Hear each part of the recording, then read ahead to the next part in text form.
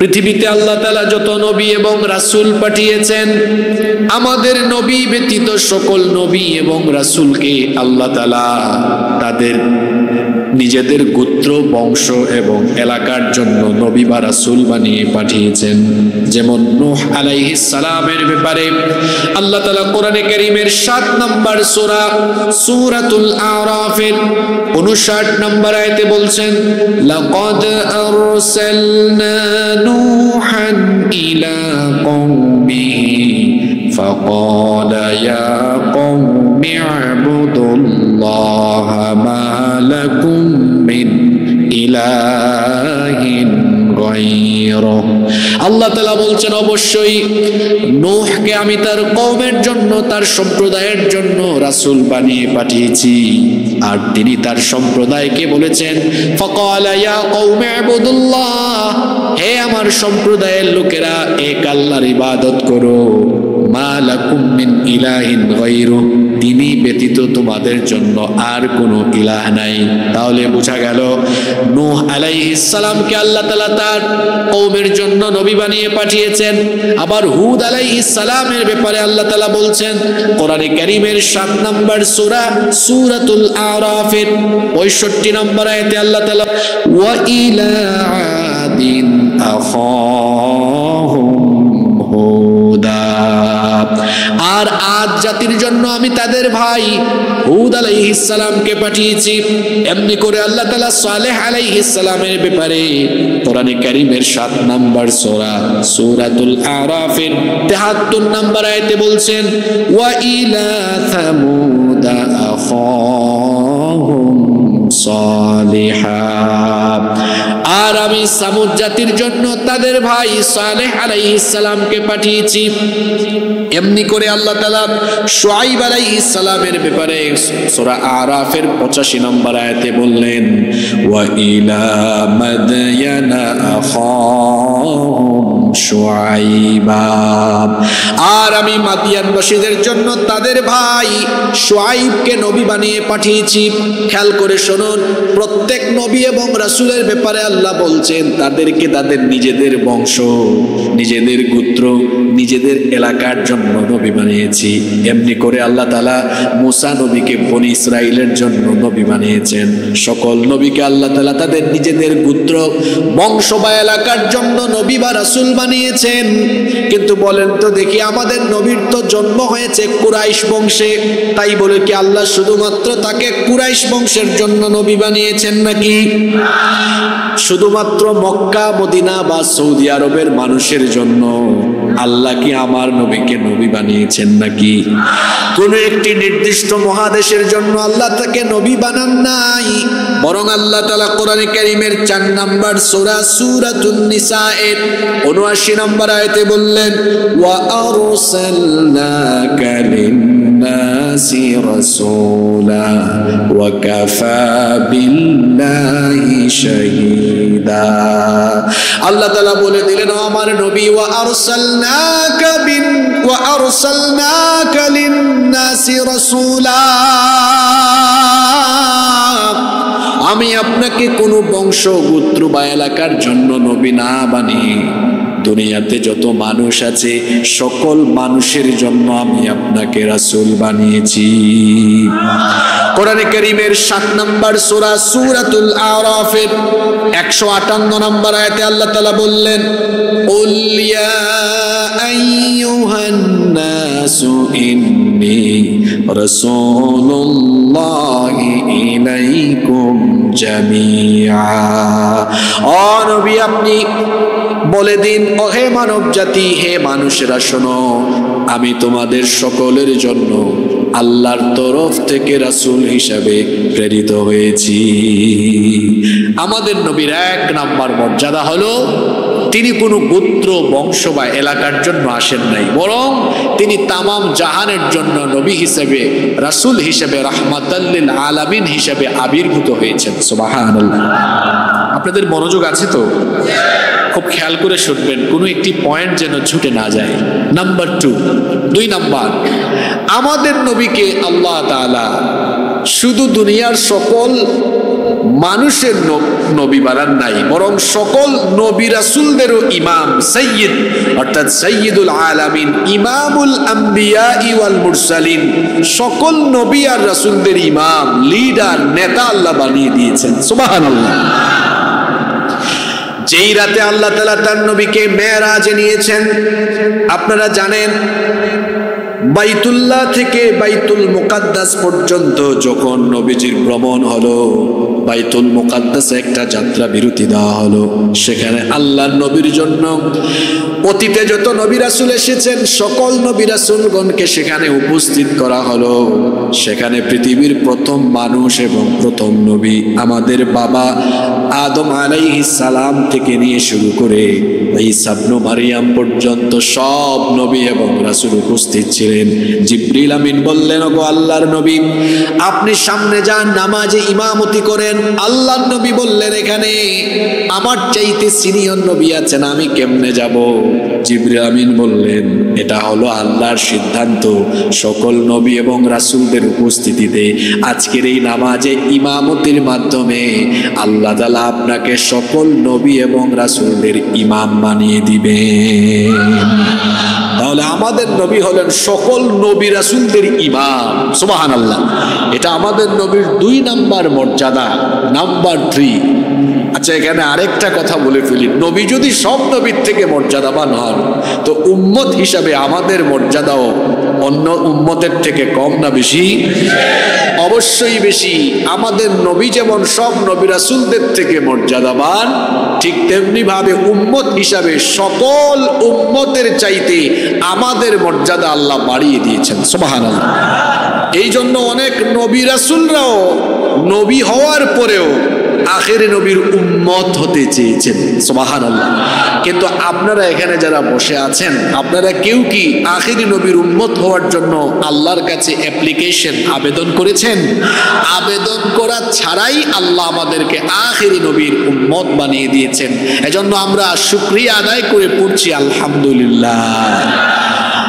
ঈসা নবী তো বড় নাছোড় বান্দা ছিলেন, বলেছেন আল্লাহ যেমনি করেই হোক আমাকে আখেরে নবীর উম্মত বানাতেই হবে। দোয়া কবুল করায় নিয়েছেন আল্লাহ, কিন্তু ঈসা পয়গম্বরের দোয়া কবুল করেছেন। পৃথিবীর একজন নবীর এখনো মৃত্যু হয় নাই, ওই নবীর নাম কি? ঈসা আলাইহিস সালাম। আল্লাহ তাকে আসমানে উঠায় নিয়েছেন। তিনি আবার আসবেন কখন? যখন মাসিহুদ দাজ্জাল পৃথিবীতে এসে ফিতনা চালাবে। দাজ্জালকে কতল করার জন্য আল্লাহ তাআলা ঈসা নবীকে আখেরি নবীর উম্মত বানিয়ে পাঠিয়ে দিবেন। আল্লাহু আকবার। দেখেন উম্মত হিসাবে আমাদের মর্যাদা কত। যেখানে ঈসা পয়গম্বর দোয়া কবুল করে নিয়েছেন, আল্লাহ যেভাবেই হোক আমাকে আখেরি নবীর উম্মত বানাতেই, আল্লাহ দোয়া কবুল করেছেন। আর আমরা অ্যাপ্লিকেশন ছাড়াই উম্মত। সুবহানাল্লাহ পড়া। নাম্বার 3 নাম্বার, আমাদের নবীর এমন মর্যাদা, আপনাদের বাড়িতে যে কোরআন আছে, এই কোরআন খুললে পড়লে দেখবেন আল্লাহ যখন যে নবীকে ডাক দেওয়ার বা সম্বোধন করার দরকার হয়েছে, আল্লাহ সেই নবীকে নাম ধরে ধরে রেখেছেন। যখন বাবা আদম আলাইহিস সালামকে ডাকার দরকার হয়েছে, আল্লাহ তাআলার নাম ধরে রেখেছেন।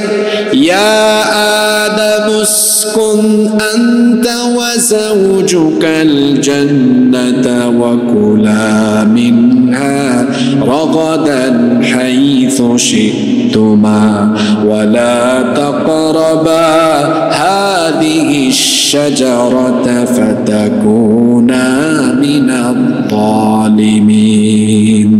যখন আদম আলাইহিস সালামকে ডাকার দরকার হয়েছে, আল্লাহ নাম ধরে ডেকেছেন ইয়া আদম। যখন নূহ নবীকে ডাকার দরকার হয়েছে, আল্লাহ বলেছেন ইয়া নূহ উহবিত বিসালামিন মিন্না। যখন মুসা নবীকে ডাকার দরকার হয়েছে, আল্লাহ বলেছেন ইয়া মুসা ইন্নী আনাল্লাহু রাব্বুল আলামিন। যখন দাউদ আলাইহিস সালামকে ডাকার দরকার হয়েছে, আল্লাহ বলেছেন ইয়া দাউদ ইন্না জাআলনাকা খলিফাতান ফিল আরদ। যখন ইব্রাহিম আলাইহিস সালামকে ডাকার দরকার হয়েছে, আল্লাহ ডেকেছেন ইয়া ইব্রাহিম ক্বাদ সাদ্দাকতার রুয়া ইন্না কাযালিকা নাজজিল মুহসিনিন। ইব্রাহিম আলাইহিস সালামকে আল্লাহ নাম ধরে রেখেছেন। যখন লূত আলাইহিস সালামকে ডাকার দরকার হয়েছে বলেছেন ইয়া লূত। ইয়াহইয়া আলাইহিস সালামকে ডাকার দরকার হয়েছে, আল্লাহ বলেছেন ইয়া ইয়াহইয়া খুযিল কিতাবা বিকুওয়া। যখন জাকারিয়া আলাইহিস সালামকে ডাকার দরকার হয়েছে ডেকেছেন ইয়া জাকারিয়া। কিন্তু আপনারা বলেন তো, কোরআন তেলাওয়াত করলে বা শুনলে অথবা রমজান মাসের তারাবিতে যখন আপনারা কোরআন শুনেন, কোনোদিন কি কাউকে তেলাওয়াত করতে শুনেছেন নাকি? কোরআনের কোথাও কি ইয়া মুহাম্মদ আছে নাকি? তাহলে আপনাদের মাথায় প্রশ্ন আসতে পারে, ইয়া মুহাম্মদ যেহেতু নাই, তাহলে আল্লাহ তার নবীকে কেমন করে ডেকেছেন? আল্লাহ তাআলা যখনই তার নবীকে ডাকার দরকার হয়েছে, নবুয়ত এবং রিসালতের বিশেষণকে বিশেষায়িত করে সম্বোধন করেছেন। যেমন আল্লাহ তাআলা যখন ডাক দেওয়ার দরকার হয়েছে এভাবে তার নবীকে ডেকেছেন, ইয়া আইয়ুহান নাবিয়্যু হাসবুকাল্লাহু ওয়া মানিত্তাবা'আকা মিনাল মুমিনিন। আল্লাহ রেখেছেন ইয়া আইয়ুহান নাবিয়্যু, হে আমার নবী। অথবা আল্লাহ এভাবে রেখেছেন ইয়া আইয়ুহার রাসূলু বাল্লিগ মা উনজিলা ইলাইকা মির রাব্বিক। এখানে আল্লাহ বলেছেন ইয়া আইয়ুহার রাসূল, যখন ডাকার দরকার হয়েছে বলেছেন হে আমার নবী, অথবা ডেকেছেন হে আমার রাসূল। আর শোনেন, মাঝে মাঝে আবার আল্লাহ তাআলা অবস্থা বুঝে ব্যবস্থা নিয়েছেন। সেটা কিরকম? আল্লাহর নবীর কাছে যখন হেরা গুহায় সর্বপ্রথম জিবরিল আমিন ওহী নিয়ে আসলেন, এরপরে কয়েকদিন ওহী নাজিলের ধারাবাহিকতা বন্ধ ছিল। এটাকে বলা হয় ফাতরাতুল ওহী, ওহীর বিরতিকাল। আল্লাহর নবী হেরা গুহা থেকে আসা যাওয়া করেন, কিন্তু জিবরিলের সাথে দেখা সাক্ষাৎ হয় না। আল্লাহর নবী বড় হতাশ হয়ে গিয়েছেন, তাহলে কি আমার উপরে আর ওহী আসবে না? আল্লাহর নবী একদিন হেরা গুহা থেকে নেমে আসতেছেন, এমন সময় তার কানে আওয়াজ শোনা গেল, কে জানি তাকে ডাকছে। আল্লাহর নবী একবার ডানে তাকালেন, কাউকে দেখলেন না। আরেকবার বামে তাকালেন, কাউকে দেখলেন না। এবার যখন সামনের দিকে তাকালেন, তিনি দেখতে পেলেন বিশাল আকৃতির চেহারা, পা হচ্ছে জমিনে আর মাথা হচ্ছে আসমানের উপরে। বিশাল আকৃতির এক লোক বিরাট বড় সিংহাসনে বসে আছেন, যার সাথে 600 ডানা রয়েছে। আল্লাহু আকবার। জিবরিল আমিনকে আল্লাহর নবী সশরীরে জিবরিলের আসল সুরতে দেখলেন। দেখার পরে অজ্ঞান হয়ে গেলেন, বেহুশ হয়ে গেলেন। বাড়িতে গিয়ে আমাদের মা আম্মা জান খাদিজা আত-তাহেরা রাদিয়াল্লাহু আনহাকে বললেন, খাদিজা আমাকে তুমি চাদর দিয়ে ঢেকে দাও। আল্লাহর নবী চাদর আবৃত হয়ে শুয়ে আছেন। এটা দেখে আল্লাহ তাআলা কেমন করে নবীকে ডাকলেন শোনেন, অবস্থা বুঝে ব্যবস্থা। আল্লাহ তাআলা নবীকে সম্বোধন করলেন, ইয়া আইয়ুহাল মুদ্দাথিরু কুম ফাআনযির ওয়া রাব্বাকা ফাকাব্বির ওয়া সিয়াবাকা ফাতাহির। আল্লাহ ডাক দিয়েছেন, ইয়া আইয়ুহাল মুদ্দাথির, হে চাদর আবৃতকারী, কুম ফাআনযির, উঠো এবং মানুষকে সতর্ক করো। আল্লাহু আকবার। দেখেছেন, আল্লাহ তো এখানে বলতে পারতেন হে মুহাম্মদ উঠো, আল্লাহ এটা বলেন নাই, বলেছেন হে চাদর আবৃতকারী। কত সম্মান, কত মর্যাদা আল্লাহ তার নবীকে দিয়েছেন। নিজে কখনো তার নবীকে তিনি নাম ধরে ডাকেন। সুবহানাল্লাহ।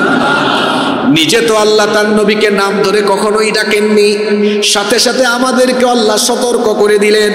কোরআনুল কারীমের 24 নম্বর সূরা সূরাতুন নূরের 63 নম্বর আয়াতে আল্লাহ তাআলা বললেন, লা তাজআলু দুআ আর-রাসূলি বাইনাকুম কাদুআই বা'দিকুম বা'দা। তোমরা যেভাবে পরস্পরকে একজন আরেকজনকে যেভাবে নাম ধরে ডাকাডাকি করো, আবুল কালাম, আব্দুল সালাম, আব্দুর রহমান, একজন আরেকজনকে নাম ধরে ডাকো, খবরদার আমার নবীকে কখনো এইভাবে তোমরা নাম ধরে ডেকো না। যদি আমার নবীকে নাম ধরে অভদ্রতা সুলভ আচরণ করে ডাকাডাকি করো, আনতাহবাতা আমালুকুম, জীবনের সকল আমলগুলোকে যিনি বরবাদ করে দিবেন তিনি কে? তাহলে আমাদের নবীর 3 নাম্বার মর্যাদা হলো আমাদের নবীকে কখনোই আল্লাহ নাম ধরে ডাকেন। 4 নাম্বার, আমার নবীর 4 নাম্বার মর্যাদা হলো তিনি হচ্ছেন খাতামুন নবিয়্যিন। আল্লাহ তাকে প্রেরণের মধ্য দিয়ে নবুয়তের গেটকে চিরতরে লক করে দিয়েছেন, বন্ধ করে দিয়েছেন। পৃথিবীতে আর কখনো কোনোদিন কোনো নবী বা রাসূলের আগমন। রব্বুল আলামিন কোরআনুল কারীমের 33 নম্বর সূরা সূরাতুল আহজাবের 40 নম্বর আয়াতে বলছেন, মা কানা মুহাম্মাদুন আবা আহাদিম মির রিজালিকুম ওয়ালাকিন রাসূলুল্লাহি ওয়া খাতামান নাবিয়্যিন ওয়া কানা আল্লাহু বিকুল্লি শাইইন আলিমা। মুহাম্মদ, আমরা বলি সাল্লাল্লাহু আলাইহি ওয়াসাল্লাম তোমাদের কোন পুরুষদের পিতা নন, ওয়ালাকিন রাসূলুল্লাহ, তিনি হচ্ছেন আল্লাহর রাসূল, ওয়া খাতামান নাবিয়্যিন, আর তিনি হচ্ছেন সর্বশেষ নবী, তারপরে আর কোন নবী। তবে ভণ্ড নবী আসবে, এটা আমার কথা নয়, বলেছেন মুহাম্মদ, আমরা বলি সাল্লাল্লাহু। বুখারী শরীফের হাদিস, এই হাদিসটি বর্ণনা করেছেন সবচাইতে বেশি সংখ্যক হাদিস বর্ণনাকারী সাহাবী আবু হুরায়রা রাদিয়াল্লাহু আনহু। তিনি বলছেন আল্লাহর রাসূল বলেছেন, লা তাকুমুস সাআহ, ততদিন পর্যন্ত কিয়ামত হবে না, হাত্তা ইয়াবআসা দাজ্জালুনা কাযাবুন করিবুম মিন 30, যতদিন পর্যন্ত আমার পরে 30 জন ভণ্ড নবীর আগমন না হবে ততদিন পর্যন্ত কিয়ামত হবে না। আল্লাহর নবী বলেছেন আল্লাহর নবীর পরে কিয়ামতের আগ পর্যন্ত সর্বমোট ভণ্ড নবী হিসাবে নিজেদেরকে দাবি করবে কতজন? কতজন? ইতিহাস পর্যালোচনা করলে দেখা যায় এখনো পর্যন্ত এর সংখ্যা 27 বা 28-এ এসেছে। একেবারে সর্বশেষ আমাদের এই সাবকন্টিনেন্টে, এই ভারতীয় উপমহাদেশে মির্জা গোলাম আহমদ কাদিয়ানি, সে তাকে নবী বলে দাবি করেছিল। এই কাদিয়ানির অনুসারীরা, মির্জা গোলাম আহমদ কাদিয়ানির অনুসারীরা বাংলাদেশেও এখনো আছে। এরা বিভিন্ন নামে আছে, বিভিন্ন সুরতে, আহমদি জামাত, আহমদিয়া জামাত, আহমদিয়া মুসলিম জামাত। এই কাদিয়ানিরা কাফের। কেন কাফের? কারণ তারা আখেরি নবীকে আখেরি নবী হিসাবে মানে না, এর জন্য এরা কাফের। এদেরকে যারা কাফের বলে না, কাফের মনে করে না, তারাও কাফের। এই দেশে তারা নাগরিক সুবিধা নিয়ে অমুসলিম পরিচয়ে বসবাস করতে পারবে, এতে আমাদের কোনো আপত্তি নাই। কিন্তু মুসলমান পরিচয় দিয়ে ধোঁকাবাজি করে তারা মুসলমানদের সাথে প্রতারণা করবে, এটা 90% মুসলমান কোনোদিনও মেনে নিবে না। এজন্য গত 54 বছর ধরে আমরা এই বাংলাদেশে দলমত নির্বিশেষে সকল উলামা মাশায়েখ আমরা রাষ্ট্রের কাছে দাবি জানিয়ে এসেছি যে এই কুখ্যাত কাদিয়ানীদেরকে কাফের রাষ্ট্রীয়ভাবে ঘোষণা করতে হবে, কারণ এরা মুসলমান নয়। কিন্তু যখনই যারা যে সময়ে ক্ষমতায় থেকেছেন কেউ তারা এই বিষয়ে কর্ণপাত করেননি, এই বিষয়ে তারা বাস্তবায়ন করেননি। যদিও তারা বলেন আমরা মানুষের সেন্টিমেন্ট বুঝে রাজনীতি করি, কিন্তু আসলে সত্য কথা হলো 54 বছর ধরে আমরা দেখেছি এই দেশে বেশিরভাগ লোক এরা রাজনীতির নামে রাষ্ট্রযন্ত্রকে খেলনার মতো ব্যবহার করে পেট নীতি করে করে নিজেরা সম্পদের পাহাড় গড়ে আঙ্গুল ফুলে কলা গাছ হয়েছে, মাঝখান দিয়ে জনগণ আর দেশের তারা 12টা বাজিয়েছে। কাদিয়ানীরা কুখ্যাত কাফের, এদেরকে রাষ্ট্রীয়ভাবে কাফের ঘোষণা করা এটা হচ্ছে 90% মুসলমানের দেশে রাষ্ট্রপ্রধান বা সরকারে যারাই থাকবে এটা তাদের দায়িত্ব। আমরা তো বলছি না যে কাদিয়ানীদেরকে দেশ থেকে বের করে দিতে হবে, মারতে হবে, নির্যাতন করতে হবে, এটা আমরা বলছি না। এই দেশে হিন্দু, বৌদ্ধ, খ্রিস্টান, অন্যান্য অমুসলিমেরা যেভাবে নাগরিক সুবিধা নিয়ে বসবাস করে, কাদিয়ানীরাও এইভাবে এই দেশে তারা সকল নাগরিক সুবিধা নিয়ে বসবাস করবে, এতে আমাদের কোনো আপত্তি। শুধু আইডেন্টিটি বদলাতে হবে, পরিচয় বদলাতে হবে, হয় তওবা করে মুসলমান হতে হবে, নইলে কাদিয়ানীর অনুসারী হয়ে মুসলমান পরিচয় দিয়ে তারপরে ধোঁকাবাজি করে মুসলমান পরিচয়ে এই দেশে থাকা যাবে না। সরকারকে অবশ্যই কাদিয়ানীদের ব্যাপারে সিদ্ধান্ত নিয়ে এদেরকে রাষ্ট্রীয়ভাবে অমুসলিম ঘোষণা করতে হবে। আপনারাও ঠিক বললেন আর আমিও বক্তব্য দিয়ে দিলাম, কিন্তু এই ঠিক বেঠিকে বলায় রাষ্ট্রের কিছু আসে যায় না। আমার তো মনে হয় এই সিদ্ধান্ত ততদিন পর্যন্ত বাস্তবায়ন হবে না যতদিন না পার্লামেন্টে, যতদিন না গণভবন বঙ্গভবনে আলেম ওলামা আর এই দেশের মানুষের অনুভূতি বুঝে যারা দেশ পরিচালনা করবেন তারা যতদিন না পর্যন্ত এই জায়গাতে যাবেন, আমার মনে হয় এই সিদ্ধান্ত ততদিন পর্যন্ত বাস্তবায়ন হবে না। এজন্য আমরা দেশের কল্যাণের স্বার্থে আমরা আলেম ওলামাদের সাথে আছি না নাই? আল্লাহ আমাদেরকে কবুল করেন। কষ্ট হচ্ছে আপনাদের? নাম্বার 5, আমাদের নবীর 5 নম্বর বৈশিষ্ট্য হলো আল্লাহ তাআলা সব নবী রাসূলদের উপরে তাকে এমন মর্যাদা দিয়ে রেখেছেন। কাফিররা তো চেয়েছিল নবীজির নামকে মুছে দিবে, আর আল্লাহ বলেছেন ওয়া রাফা'না লাকা যিকরাক, আমি আপনার মর্যাদাকে আরো সুউচ্চ আরো সমুন্নত করে দিব। আল্লাহ তার নবীকে এত সুউচ্চ আর সমুন্নত মর্যাদায় আসীন করেছেন, আপনি দেখবেন যেখানেই আল্লাহর নাম সেখানেই আছে রাসূলের নাম। সুবহানাল্লাহ। আজানের বাক্যগুলো খেয়াল করেন, আশহাদু আল্লা ইলাহা ইল্লাল্লাহ, এর পরের বাক্যই হচ্ছে আশহাদু আন্না মুহাম্মাদার। আল্লাহর নাম যেখানে রাসূলের নাম সেখানে আছে না নাই? নাম্বার 6 নাম্বার, আমাদের নবীর 6 নাম্বার মর্যাদা হলো আল্লাহ তাআলা আমাদের নবীকে সাহিবুল কাউসারের মালিক বানিয়ে দিয়েছেন। কিয়ামতের ময়দানে সর্বপ্রথম আল্লাহ তার নবীকে কাউসারের দায়িত্ব দান করবেন। সুবহানাল্লাহ। এজন্য আল্লাহ তাআলা সূরা কাউসারের মধ্যেও বলেছেন, যারা পারেন আমার সাথে পড়েন, ইন্না আতাইনাকাল কাউসার, নিশ্চয়ই আমি আপনাকে কাউসার দান করেছি।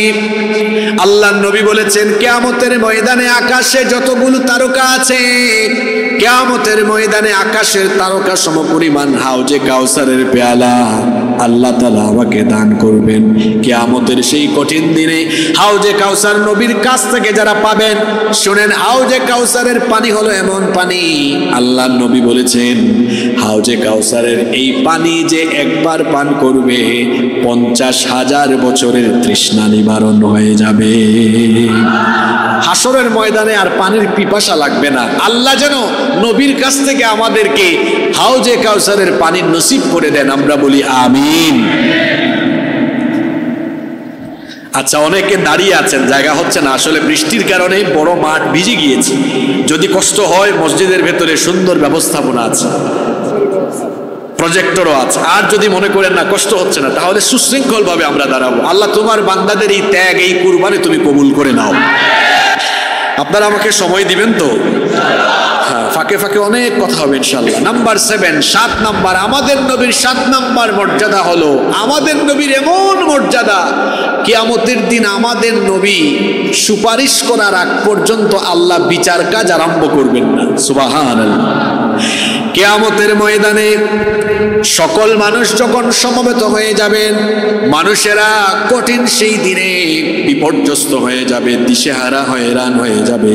তার কারণ হলো আকাশের ঐশ্বর্য সেই দিন মানুষের মাথার একেবারে নিকটবর্তী হয়ে যাবে, যার ফলে গুনাহগারদের চান্দি ফেটে, মাথার চান্দি ফেটে মগজ গলে গলে, মগজ উতরে উতরে গলে গলে বেয়ে বেয়ে পড়তে থাকবে।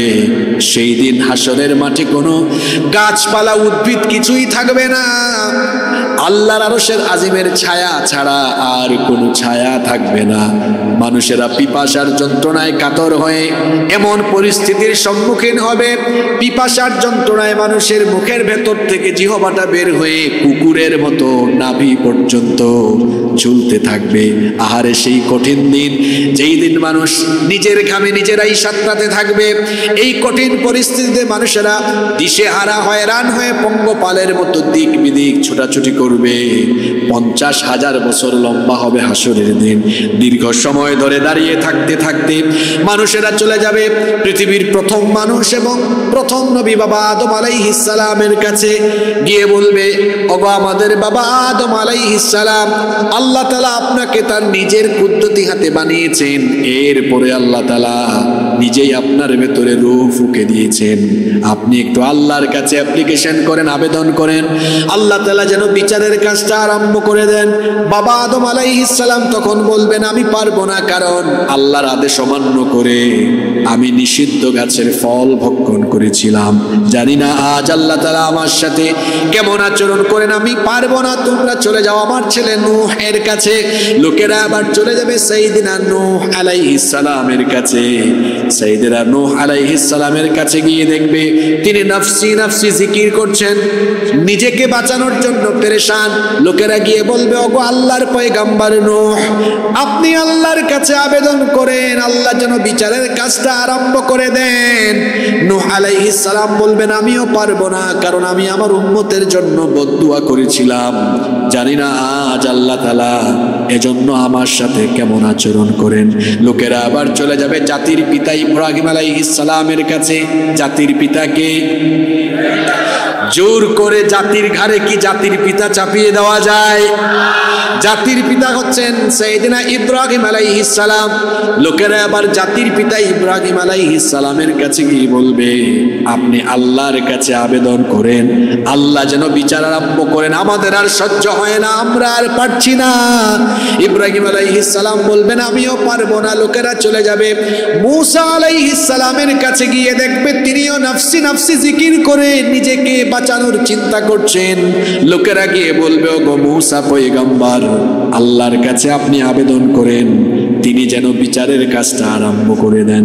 মূসা নবী তখন বলবেন এক থাপ্পড়ে আমি নমরুদের বংশের একজনকে দুনিয়া থেকে বিদায় করেছিলাম, জানি না আজ এজন্য আল্লাহ তাআলা আমার সাথে কেমন আচরণ করবেন, আমিও পারবো না। লোকেরা আবার যাবে সাইয়েদিনা ঈসা আলাইহিস সালামের কাছে। ঈসা রূহুল্লাহকে গিয়ে বলবে আপনি আল্লাহর কাছে দোয়া করেন তিনি যেন বিচারের কাজটা আরম্ভ করে দেন। ঈসা আলাইহিস সালাম তখন বলবেন আমিও পারবো না, কারণ খ্রিস্টানরা আমাকে আল্লাহর ছেলে বানিয়ে ফেলেছে, জানি না যে জন্য আল্লাহ তাআলা আমার সাথে কেমন আচরণ করেন। তিনি বলবেন এত জায়গায় ঘোরাঘুরি করে কোনো লাভ নাই, চলে যাও আখেরি নবী মুহাম্মদুর রাসূলুল্লাহ সাল্লাল্লাহু আলাইহি ওয়াসাল্লামের কাছে। লোকেরা এবার যখন আখেরি নবীর কাছে গিয়ে যাবে, যাওয়ার পরে একটা ভিন্ন রকম চিত্র দেখবে, যেখানে সব নবী নফসি নফসি জিকিরে ব্যস্ত। গিয়ে দেখবে আমার নবী তো সেই দিনও কেঁদে কেঁদে নফসি নফসি বলার পরিবর্তে কেঁদে কেঁদে উম্মতি উম্মতি বলে চিৎকার করছে। উম্মতের জন্য আমার নবীর কত দরদ, উম্মতের জন্য আমার নবীর কত মায়া। কিয়ামতের ময়দানে উম্মতের জন্য তিনি কাঁদবেন। সারা জীবন 63 বছর তিনি উম্মতের জন্যই কেঁদেছেন। এখনো তিনি রওজা শরীফে উম্মতের জন্য কাঁদেন, হাসরের মাঠেও তিনি উম্মতের জন্য কাঁদবেন। লোকেরা গিয়ে বলবে আপনি একটু আল্লাহর কাছে দোয়া করেন তিনি যেন বিচারের কাজটা আরম্ভ করে দেন। আল্লাহর নবী তখন মাকামে মাহমুদের কাছে গিয়ে সাজদায় লুটিয়ে পড়বেন। মাথা নত করে যখন সাজদায় লুটিয়ে পড়বেন আল্লাহ তাআলা বরদাস্ত করবেন না। আল্লাহ তখন তার নবীকে বলবেন ইরফা রাসাক, ওগো আমার নবী আপনি আপনার মাথা তুলেন, মাথা উঠান। সালতুতাহু, কি চাইবেন আপনি চান।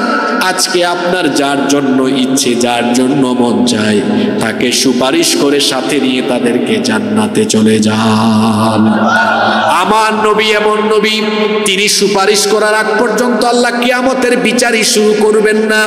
এই জন্য মুসলিম শরীফে হাদিস এসেছে আল্লাহর নবী বলেছেন আনা সাইয়্যিদু ওয়ালাদি আদম ইয়াউমাল কিয়ামা, কিয়ামতের ময়দানে আল্লাহ তাআলা আমাকে আদম সন্তানদের নেতা বানাবেন। শুধু তাই নয় ওয়া আউয়ালু মান ইয়ানশাক্কু আনহুল কবর, সর্বপ্রথম আমাকে আল্লাহ কবর থেকে উঠাবেন। ওয়া আউয়ালু শাফি', এবং আমি হব প্রথম সুপারিশকারী।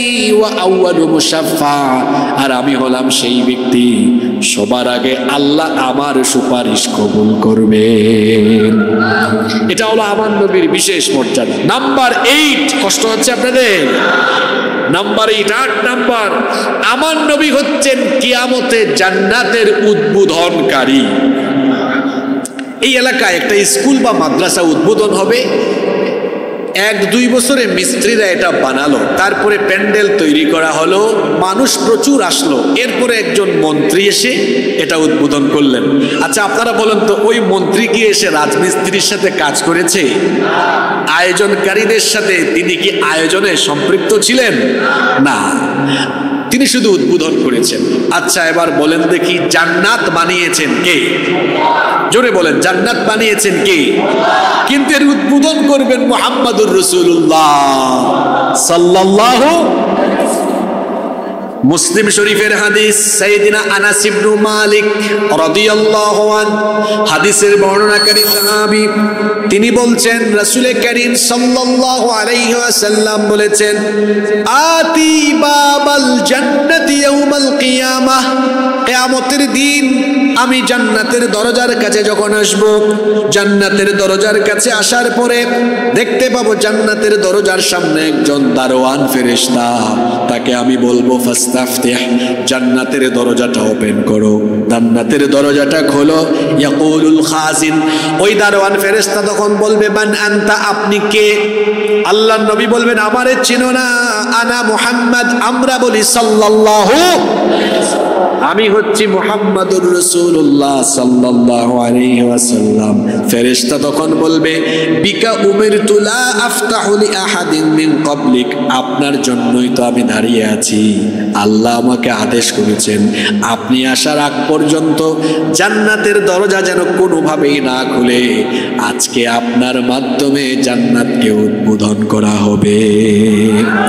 এখন আপনারা ভাবতে পারেন নবী কি আমাদেরকে রেখে দিয়ে জান্নাতে চলে যাচ্ছেন নাকি? না, ব্যাপারটা এমন নয়। একজন উম্মত জান্নাতের বাহিরে থাকতে আল্লাহর নবী জান্নাতে যাবেন না। সুবহানাল্লাহ। আর উম্মত হিসাবে আমাদের মর্যাদাও এত বেশি, কিয়ামতের দিন আমাদের উম্মত জান্নাতে ঢুকবে না যতক্ষণ অন্য কোন নবীর উম্মত জান্নাতে ঢুকতে পারবে না ততক্ষণ। তার মানে হলো সকল নবীর উম্মতদের আগে আল্লাহ আমাদের উম্মতকে জান্নাতে আগে ঢুকাবে। এটা কি করে আপনাদেরকে বুঝাই? আপনারা যারা বিদেশে যান, নিয়মিত সফর করেন বা মাঝে মাঝে যান, তো বিমানে তো 2-3 ক্লাসের সিট থাকে, economy class, business class, executive class থাকে না? এখন এক্সিকিউটিভ ক্লাস বা বিজনেস ক্লাসে যাদের সিট বুকিং দেওয়া থাকে, এরা যে কোনো সময়ে ঢুকলে লাইন ধরা লাগে না, বরং এয়ারলাইন্সের দায়িত্বপ্রাপ্ত কর্মকর্তারা দেখলেই স্যার আসেন আপনি সবার আগে। ইকোনমি ক্লাসের এরা লাইনে দাঁড়িয়ে আছে। এমন সময় যদি বিজনেস ক্লাস বা এক্সিকিউটিভ ক্লাসের কোনো যাত্রী যান, ওরা লাইনেই থাকে, দেখা যায় উনাকে আগে নিয়ে ভিআইপি ভাবে দিয়ে দেয়। সকল উম্মতের চাইতে এই উম্মত দামি, এই উম্মত ভিআইপি উম্মত, ভিআইপি উম্মত। কিয়ামতের ময়দানে মুসা নবীর উম্মত, ঈসা নবীর উম্মত, ইব্রাহিম নবীর উম্মত, সব নবীর উম্মত লাইন ধরে দাঁড়ায় থাকবে। উম্মতে মুহাম্মদীকে সবার চোখের সামনে আগে জান্নাতে ঢুকানো হবে। আলহামদুলিল্লাহ পড়বেন না? নবীও যেমন দামি, উম্মতও তেমন। কষ্ট হচ্ছে আপনাদের? নাম্বার 9, আমাদের নবীর 9 নম্বর মর্যাদা হলো এমন এক নবী আমরা পেয়েছি যেই নবীর উপরে সরাসরি আল্লাহ এবং ফেরেশতাও দুরূদ পড়ে। সুবহানাল্লাহ। কোরআনুল কারীমের 33 নম্বর সূরা, সূরাতুল আহজাবের 56 নম্বর আয়াত। এই আয়াতটা আপনাদের সকলের পরিচিত, যারা পারেন আমার সাথে পড়েন। আল্লাহ তাআলা বলছেন, ইন্নাল্লাহা ওয়া মালাইকাতাহু ইউসাল্লুনা আলান নাবিয়্যি ইয়া আইয়ুহাল্লাযীনা আমানু সাল্লু আলাইহি ওয়া সাল্লিমু তাসলিমা। আল্লাহ তাআলা বলছেন, নিশ্চয়ই আল্লাহ এবং ফেরেশতারা নবীর উপর দুরূদ বর্ষণ করেন, তোমরাও নবীর উপরে দুরূদ পড়ো। নবীর উপর দুরূদ পড়া এটা অত্যন্ত লাভজনক আমল। আল্লাহর নবীর উপরে দুরূদ পড়া এটা অত্যন্ত লাভজনক আমল। আল্লাহর নবী বলেছেন, মান সাল্লা আলাইয়া, যেই ব্যক্তি, মান সাল্লা আলাইয়া সালাতান ওয়াহিদাতান, যে ব্যক্তি আমার উপরে মাত্র একবার দুরূদ পড়ে, সাল্লাল্লাহু আলাইহি আশরু সালাওয়াত, আল্লাহ ওই ব্যক্তির উপরে সাথে সাথে 10 বার রহমত নাজিল করেন। এখানেই শেষ নয়, ওয়াহুত্তাত আনহু আশরু খাতিআত, যে ব্যক্তি আল্লাহর নবীর উপরে একবার দুরূদ পড়ে আল্লাহ তাআলার সাথে সাথে ওই ব্যক্তির আমলনামা থেকে 10টা সগীরা গুনাহ মুছে দেন। শুধু তাই নয়, ওয়া রুফিআত লাহু আশরু দারাজাত, আল্লাহ তাআলা ওই ব্যক্তির 10টা মর্যাদা বৃদ্ধি করে দেন। দুরূদ পড়লেন একবার, আল্লাহ ভয় 330 গুণ। কিভাবে 330? 10 বার আল্লাহর রহমত বর্ষিত হয়, 10টা সগীরা গুনাহ মাফ হয়, আর 10টা মর্যাদা বাড়িয়ে দেওয়া হয়। সুবহানাল্লাহ। এজন্য নবীর উপরে বেশি বেশি দুরূদ পড়তে আমরা রাজি আছি না নাই? আল্লাহর নবী বলেছেন, আউলান নাসি বি ইয়াউমাল কিয়ামাতি আকসারুহুম আলাইয়াস সালাহ। আল্লাহর নবী বলেছেন, কিয়ামতের দিন ওই ব্যক্তি আমার তত বেশি কাছাকাছি নিকটবর্তী হয়ে যাবে যেই ব্যক্তি দুনিয়াতে যত বেশি আমার উপরে দুরূদ পাঠ করবে। তার মানে দুনিয়াতে যে ব্যক্তি নবীর উপরে দুরূদ পড়ে যত বেশি, কিয়ামতের দিন ওই ব্যক্তি নবীজির কাছাকাছি থাকবে তত বেশি। সুবহানাল্লাহ। এই যে আজকে যে দিন গেল, এই দিনের নাম কি? জুমার দিন। এই জুমার দিনের কিন্তু একটা স্পেশাল আমলই হলো বেশি বেশি দুরূদ পড়া। জুমার দিনের বিশেষ কয়েকটা আমল আছে না? সূরা কাহাফ পড়া। আপনারা সূরা কাহাফ পড়েন তো? জুমার দিনের সিলেবাস বানাবেন সবাই। আমি বলেছিলাম আজকে আলোচনা পয়েন্টের ফাঁকে ফাঁকে অনেক আমলের কথা, আবার বাস্তব ভিত্তিক অনেক কথাও বলবো, এগুলো খেয়াল করবেন। জুমার দিনের বিশেষ বিশেষ যে আমল আছে এগুলো আপনাদের কর্মযজ্ঞের ভেতরে রাখবেন। প্রত্যেক জুমাবারে অবশ্যই সূরা কাহাফ পড়বেন, কারণ আল্লাহর নবী বলেছেন, যেই ব্যক্তি জুমার দিনে সূরা কাহাফ তেলাওয়াত করবে আল্লাহ তাআলা ওই ব্যক্তির পায়ের তলা থেকে নিয়ে একেবারে আসমান পর্যন্ত এই মাঝখানের অংশটা আল্লাহ তাআলা তার জন্য নূর দিয়ে ভরপুর করে দিবেন। সুবহানাল্লাহ। অন্য riwayate এসেছে, সূরা কাহাফ তেলাওয়াত করলে সূরা কাহাফের 10 আয়াত প্রথম বা শেষের দিকের 10 আয়াত পারলে মুখস্থ করবেন। আল্লাহর নবী বলেছেন, যারা এটা করবে আল্লাহ তাকে দাজ্জালের ফিতনা থেকে বাঁচিয়ে দিবেন সূরা কাহাফের উপর আমল করলে।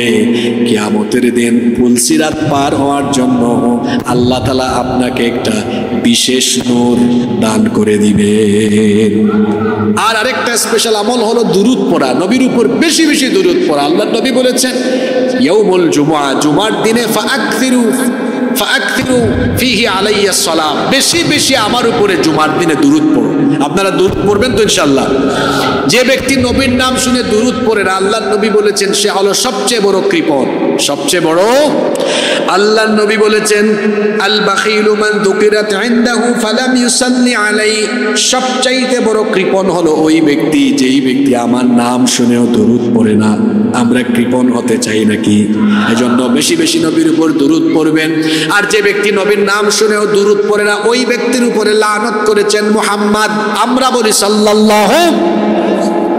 আল্লাহর নবী একবার মিম্বরে আরোহণ করছেন, প্রথম সিঁড়িতে উঠার পরে বললেন আমিন, দ্বিতীয় সিঁড়িতে উঠার পরেও বললেন আমিন।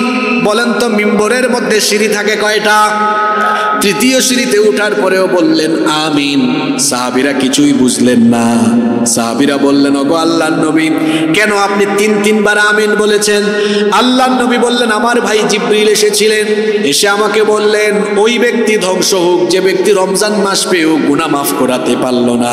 এই জন্য প্রথম সিঁড়িতে বলেছি আমিন, দ্বিতীয়বার আমিন এই জন্য বলেছি আমার ভাই জিবরিল বলেছে ওই ব্যক্তিও ধ্বংস হোক যে তার মা বাবা দুজনকে বা কোনো একজনকে পেয়েও জান্নাত হাসিল করতে পারল না, পিতা মাতার খেদমত করে আল্লাহকে খুশি করতে পারল না, ওই ব্যক্তির উপরেও লানত।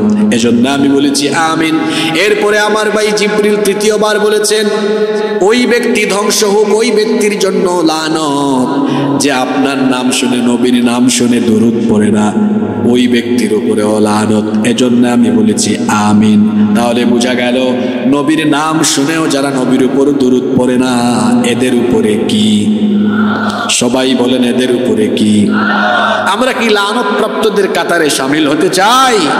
না না না, আমরা নবী প্রেমিকদের কাতারে শামিল হতে চাই। এজন্য নবীর নাম শুনলেই আমরা নবীর উপর দুরূদ পড়ব। রাজি আছেন? আল্লাহ সবাইকে তৌফিক দান করেন। আল্লাহ নবীর 10 নম্বর মর্যাদা হলো তিনি এমন এক নবী, আল্লাহ তাআলা নবীর প্রশংসা করে চরিত্রের সার্টিফিকেট দিয়ে সরাসরি কোরআনের আয়াত নাজিল করেছেন। সুবহানাল্লাহ।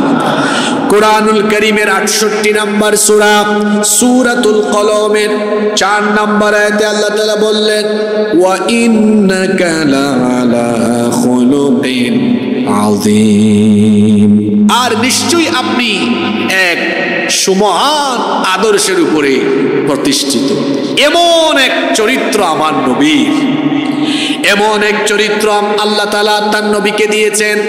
কোরআনুল কারীমের 33 নম্বর সূরা সূরাতুল আহজাবের 21 নম্বর আয়াতে আল্লাহ বলেছেন, লাকাদ কানা লাকুম ফি রাসূলিল্লাহি উসওয়াতুন হাসানাতুন লিমান কানা ইয়ারজুল্লাহা ওয়াল ইয়াউমাল আখির ওয়া যাকারাল্লাহা কাসীরা।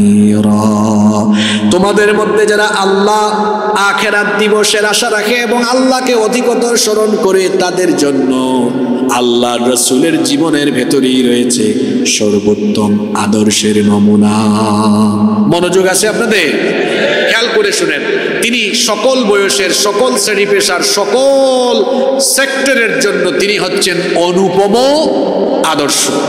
কিভাবে কথা বলবেন সেই ক্ষেত্রেও তিনি আদর্শ, কিভাবে উঠা বসা করবেন, কিভাবে ঘুমাবেন, কিভাবে খাবেন, কিভাবে চলবেন, পরিবার কেমনে চালাবেন, আদালত কেমনে চালাবেন, রাষ্ট্র কেমনে চালাবেন, সকল সেক্টরের জন্য বলেন তো তার আদর্শ আছে না নাই?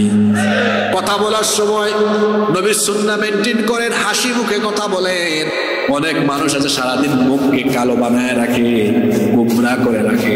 মুখটাকে গোমরা করে রাখবেন না। যখন কথা বলবেন হাসি মুখে কথা বলবেন, কারণ হাসি মুখে কথা বললেও আমলনামার মধ্যে সাদাকার সওয়াব দান করে দেন কে? হাসি মুখে কথা বললে সাদাকার সমান সওয়াব পাওয়া যায়। এজন্য হাসি মুখে কথা বলবেন। কথা বলার সময় মানুষকে আঘাত দিবেন না, কষ্ট দিবেন না। এটা আমার নবীর সুন্নাত।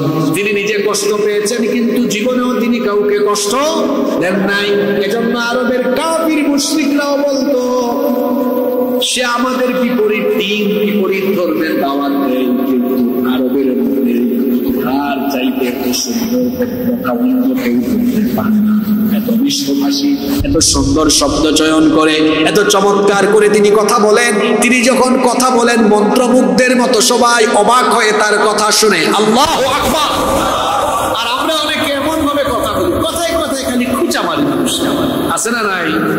এটা করবেন না ভাই। এমনকি আমরা যারা দাওয়াতি লাইনে থাকি, আমরাও অনেক সময় মাহফিলে কর্কশ ভাষায় আঘাত করে করে কথা বলি। না, দাওয়াতের ভাষা হবে কেন? আল্লাহ বলেছেন উত্তম কথা বলো, চমৎকার ভাবে কথা বলো। আপনার কথাও দাওয়াত। আপনার কথার মাধুর্যতায় মানুষ আপনার দিকে আকৃষ্ট হয়ে আল্লাহর দ্বীনের প্রতি সেই মুগ্ধ হয়ে যাবে। কথাবার্তায় মুগ্ধতা থাকতে হয়। নবী যখন কথা বলতেন, কাফির যারা নবীকে পছন্দ করত না তারাও বলতে একটু দাঁড়াই, কথাটা সুন্দর বলে কথাটা শুনে যায়। সারাদিন নবীর বিরোধিতা করত। রাতের বেলা ঠিকই নবীজির কণ্ঠে কোরআন শোনার জন্য নবীজির ঘরের চারপাশে গিয়ে দাঁড়িয়ে দাঁড়িয়ে সারা রাত নবীর জবান থেকে কোরআন শুনতো। আল্লাহু আকবার। আমরা যারা দ্বীনের দাওয়াতি কাজ করি বা ইসলামী আন্দোলনের কাজে যারা সম্পৃক্ত, আপনাদের প্রত্যেকের কথায় মাধুর্যতা থাকতে হবে, যেন আপনার আদর্শের বিপরীত লোকেরা আপনাকে অপছন্দ করলেও কোথাও আপনি কথা বললে যেন দাঁড়ায়া দাঁড়ায় আপনার কথা শুনে এই যোগ্যতায় আপনাকে উত্তীর্ণ হতে হবে। আঘাত করে কথা বলবেন না, নরম ভাষা, দরদ দিয়ে, আন্তরিকতা দিয়ে কথা বলবেন। কারণ কথা হলো এমন জিনিস, অস্ত্র দিয়ে মানুষকে যতটা ঘায়েল করা যায় তার চেয়ে বেশি ঘায়েল করা যায় কথা দিয়ে। দেখেন নাই, আমার দেশ থেকে একজন পালিয়ে যেতে হয়েছে শুধু জবানের অপব্যবহার করার কারণে। এত যুবক তরুণ ছাত্র এরা উস্কে গিয়ে সবাই রাস্তায় নেমে গিয়েছে কেন? উনি কি সবাইকে ধরে ধরে পিটাইছে নাকি এই জবান দিয়ে আঘাত করেছে? এমন কিছু বলেছে সবার দিলে গিয়া লাগছে। আর কথার মাধুর্যতা দিয়ে মানুষের দিলের ভেতরে জায়গা করে নেওয়া যায়। আপনি যদি সুন্দর ভাষায় হাসি মুখে সুন্দর করে কথা বলেন, আপনার আদর্শের বিপরীত লোকেরাও আপনার মুখের কথা শুনতে বাধ্য থাকবে।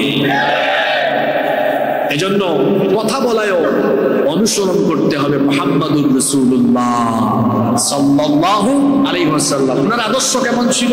আচ্ছা বলেন তো, কাফিররা নবীজিকে গালি দিয়েছে, পাগল বলেছে, জাদুকর বলেছে, গণক বলেছে, কবি বলেছে, মিথ্যাবাদী বলেছে, এত গালি তারা নবীজিকে দিয়েছে।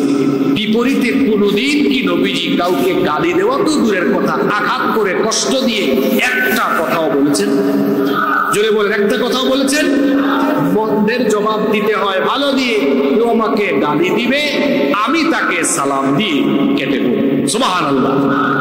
ওয়া ইদা খাতাবাহুমুল জাহিলুনা ক্বালু সালামা। আপনার চরিত্র দাওয়াত হয়ে যাবে, আপনি বলা লাগবে না, মানুষই বলবে লোকটা কেমন দেখেছো, তারে এত গালি দেওয়া হয়, তার বা তাদের সম্পর্কে এত নেগেটিভ কথা বলা হয়, কিন্তু তারা চুপচাপ থাকে। তারা বড় ভদ্র মানুষ, তারা অভদ্রদের সাথে অভদ্র আচরণ করে না, বরং অভদ্রের সাথে ভদ্রের মতো আচরণ করাই হলো উত্তম দাওয়াত। আমরা পারবো তো ইনশাআল্লাহ। তিনি সবার জন্য আদর্শ। নবীর মতো চললে, উঠা বসা করলে, ঘুমালে, খেলে সওয়াব হয়। এখানে যুবক ভাইরা যারা আছেন, আপনাদের উদ্দেশ্যে কথা এখন চলে এসেছে। আপনারা তো অনেককে অনুসরণ করেন। অনেকে বলে আমি মেসির ফ্যান, নেইমারের ফ্যান। অনেক নায়ক গায়ককে তারা অনুসরণ করে। আপনারা দেখবেন অনেক ছেলেরা তার পছন্দের খেলোয়াড়কে অনুসরণ করে চুল কাটে। মেসি কাটিং চুল, নেইমার কাটিং চুল রাখে। কি বলেন, এরকম আছে না? অনেক ছেলেরা তার পছন্দের নায়ক বা গায়ককে অনুসরণ করে শার্ট পরে, প্যান্ট পরে বা ওই স্টাইলে চলাফেরা করে। আপনারা আমাকে বলেন তো, কোনো নায়ক, গায়ক বা খেলোয়াড়ের অনুসরণ করে কথা বললে, চুল দাড়ি কাটলে, চুল রাখলে, প্যান্ট শার্ট পরলে, কথা বললে, চলাফেরা করলে কি সওয়াব পাওয়া যায়? কিন্তু নবীজির মতো ঘুমালেও, নবীজির মতো ঘুমালে, নবীজির মতো কথা বললে, নবীজির মতো চললে, মাথা থেকে পা পর্যন্ত নবীর সুন্নতের অনুসরণ করলে সওয়াব আছে না নাই? শুধু সওয়াব যে আছে তাই নয়, আল্লাহ তাআলা কি বলেছেন শুনেন, কুল ইন কুনতুম তুহিব্বুনাল্লাহ ফাত্তাবিউনি ইউহিব্বুকুমুল্লাহু ওয়া ইয়াগফির লাকুম যুনুবাকুম ওয়াল্লাহু গফুরুর রহিম। ও নবী, আপনি বলে দিন, তোমরা যদি আল্লাহকে ভালোবাসতে চাও, ফাত্তাবিউনি, তাহলে আমাকে অনুসরণ করো, আমার মতো সবকিছু করো। যদি আমাকে অনুসরণ করো, আল্লাহকে তোমরা ভালোবাসতে হবে না। ইউহিব্বুকুমুল্লাহ, তোমরা আমাকে অনুসরণ করলে আল্লাহ তাআলা নিজেই তোমাদেরকে ভালোবাসবেন। আর আল্লাহ যখন তোমাদেরকে ভালোবাসবেন তখন কি হবে? ইয়াগফির লাকুম যুনুবাকুম ওয়াল্লাহু গফুরুর রহিম। আল্লাহ যখন তোমাদেরকে ভালোবাসবেন তখন তোমাদের জীবনের সব গুনাহ আল্লাহ মাফ করে দিবেন। শুধু সুবহানাল্লাহ পড়ে বাড়ি চলে গেলে হবে না, কথাটা বুঝতে হবে। নবীজিকে অনুসরণ করে চললে জীবনের সব গুনাহ মাফ করে দেওয়া হয়, আর ওই ব্যক্তির জন্য তখন জান্নাত ওয়াজিব হয়ে যায়। কার মতো চললে? জোরে বলেন, কার মতো চললে? তো যুবক ভাইয়েরা, আপনাদের একমাত্র আদর্শ হবেন কে? মুহাম্মাদুর রাসূলুল্লাহ সাল্লাল্লাহু। তো আদর্শ হতে হলে তো মাথা থেকে পা পর্যন্ত সব জায়গায় আদর্শ থাকার কথা। কিন্তু দেখা যায় আদর্শ কেমন দেখেন, হাফ প্যান্ট পরে অনেক ছেলেরা রাস্তাঘাটে ঘুরে, আছে যে টাকনুর নিচে প্যান্ট, পায়জামা, লুঙ্গি পরিধান করে। এরকম আছে না নাই? এগুলো কি নবীর আদর্শ? নবীর আদর্শ হলো টাকনুর উপরে পোশাক পরিধান করা। যারা টাকনুর নিচে কাপড় পরিধান করে, ওই ব্যক্তির সাথে কিয়ামতের দিন আল্লাহ কথা বলবেন না। আল্লাহ তাআলা তার দিকে রহমতের নজরে তাকাবেন না, পবিত্র করবেন না, এমনকি তাকে আল্লাহ জাহান্নাম থেকেও মুক্তি দিবেন মুক্তি দিবেন না। এই জন্য আমরা জান্নাতে যেতে হলে, নবীর শাফায়াত পেতে হলে নবীর আদর্শ অনুসরণ করে প্রত্যেকেই টাকনোর উপরে কাপড় আমরা পরিধান করব ইনশাআল্লাহ। আবার অনেকে আছে চুলের যে কাটিং, এখন তো চুলের যে কাটিং শুরু হয়েছে, আরে বাপরে বাপ, এক একজন যে চুলের কাটিং দেয়, দেখা যায় মাঝখান দিয়ে ব্লেড দিয়ে একটা টান মেরেছে, এটা কোন খেলোয়াড়ের কাটিং। তারপরে দেখা যায় ডানে নাই, বামে নাই, পিছনেও নাই, মাঝখানে চুল রেখে দিয়েছে, মনে হয় বাবুই পাখি বাসা বাঁধার জন্য চুলের এমন কাটিং দিয়েছে। আবার অনেক ছেলেরা মেয়ে কাটিং চুল রাখে। গত বছর আমি আমার বাসার পাশেই এক সেলুনে আমি ঢুকেছি। ঢোকার পরে আমি ঢোকার সময় আমার ফোন আসছিল, মোবাইল স্ক্রল করছিলাম, এই অবস্থায় ঢুকে গিয়েছি। এখন দেখি যে সেলুনে যে ভাই চুল কাটে উনি লম্বা চুল এরকম ধরে চিরুনি দিয়ে আঁচড়াচ্ছে। আমি বললাম সরি ভাই, সম্ভবত এটা জেন্টস থেকে লেডিস সেলুন হয়েছে, আমি জানতাম না, চলে যাচ্ছে। এখন সেলুনের ওই ভাই আমাকে বলতেছে, স্যার দাঁড়ান, কোথায় যাচ্ছেন? আপনি ঠিক জায়গায় আসছেন, এটা জেন্টস সেলুন। বললাম তাহলে এখানে মহিলাদের চুল কাটা কবে থেকে শুরু হলো? কয়টা মহিলা না তো, এটা আমাদের অমুক ভাই। সামনে গিয়ে দেখলাম আসলেই তো এটা অমুক ভাই। বললাম ওনার চুলের এই দশা কেন? কয় বাউল গান করে তো, মাঝে মাঝে গানের ফাঁকে একটু ঝাঁকানাকা মারে। তো এরকম অনেক ছেলেরা আছে রাস্তাঘাটে, এদের চুলের কাটিং দেখলে পিছন থেকে মেয়ে মনে হয়, কাছে গেলে দেখা যায় না এটা তো মেয়ে না, এটা ছেলে। এরকম আছে না নাই? যারা পুরুষ হয়ে নারীর বেশ ধরে আর যারা নারী হয়ে পুরুষের বেশ ধরে, এদেরকে লানত দিয়েছেন মুহাম্মাদুর রাসূলুল্লাহ সাল্লাল্লাহু। যুবক ভাইদেরকে বলবো ভদ্রভাবে চলাফেরা করবেন, সুন্দরভাবে চুল রাখবেন।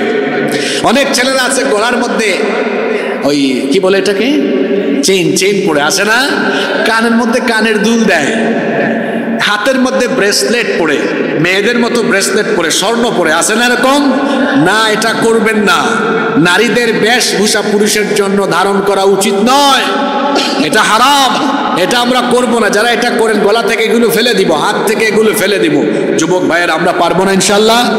নবীর আদর্শে আমরা উজ্জীবিত হব। কোনো নায়ক গায়ক খেলোয়াড় আমাদের আদর্শ নয়, আমাদের আদর্শ মুহাম্মাদুর রাসূলুল্লাহ সাল্লাল্লাহু আলাইহি ওয়াসাল্লাম। আমরা নবীজিকে অনুসরণ করে আমাদের মুখেও দাড়ি থাকবে, দাড়ি ছাড়া আমরা থাকবো না। অনেকে আছে দাড়ি কেটে ফেলেন, দাড়ি কাটবেন না। অনেকে আছে আবার দাড়ি কাটে, মুছ কাটে না।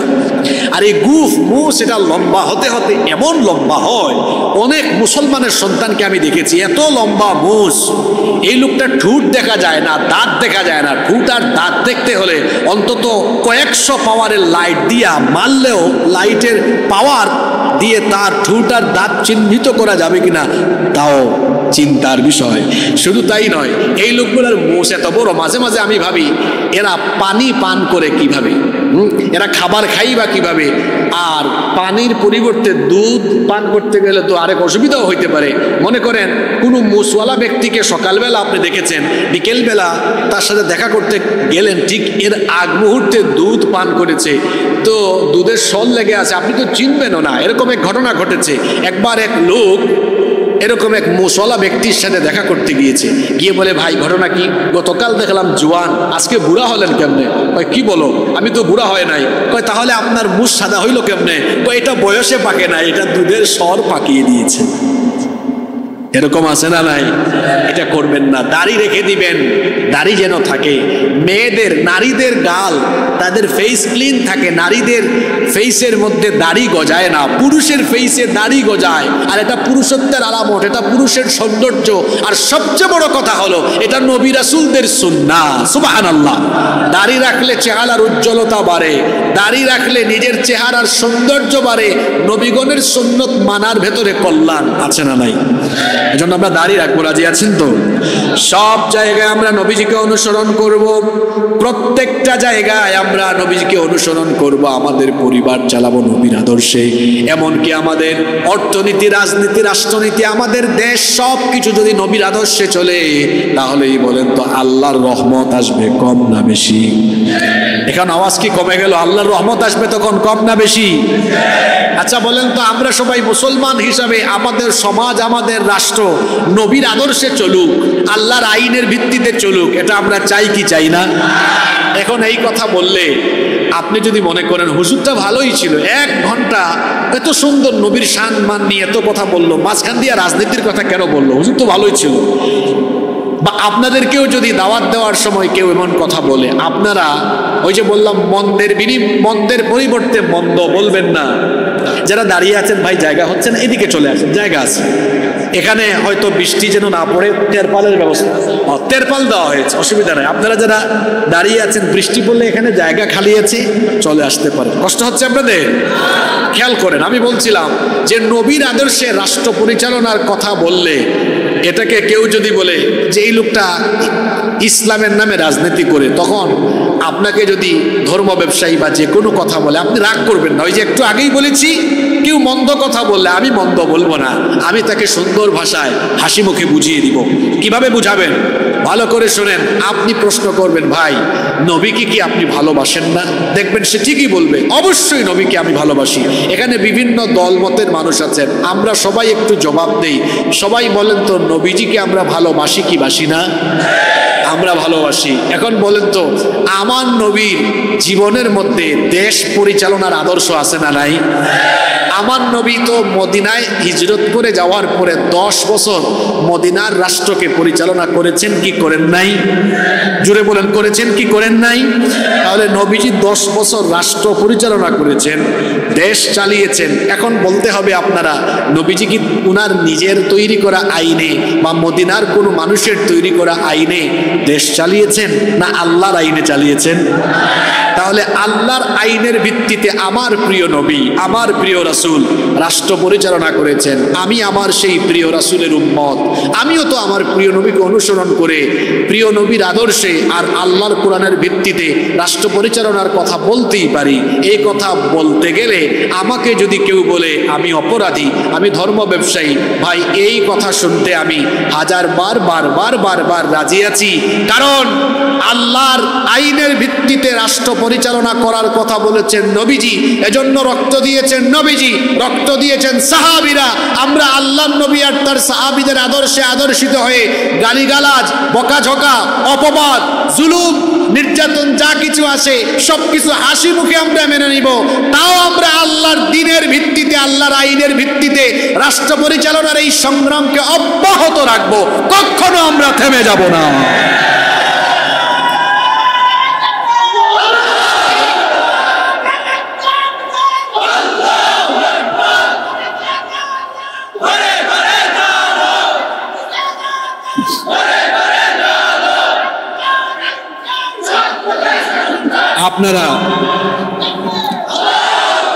আপনারা যে স্লোগান দিয়েছেন, এই স্লোগানের সাথে আমি একমত।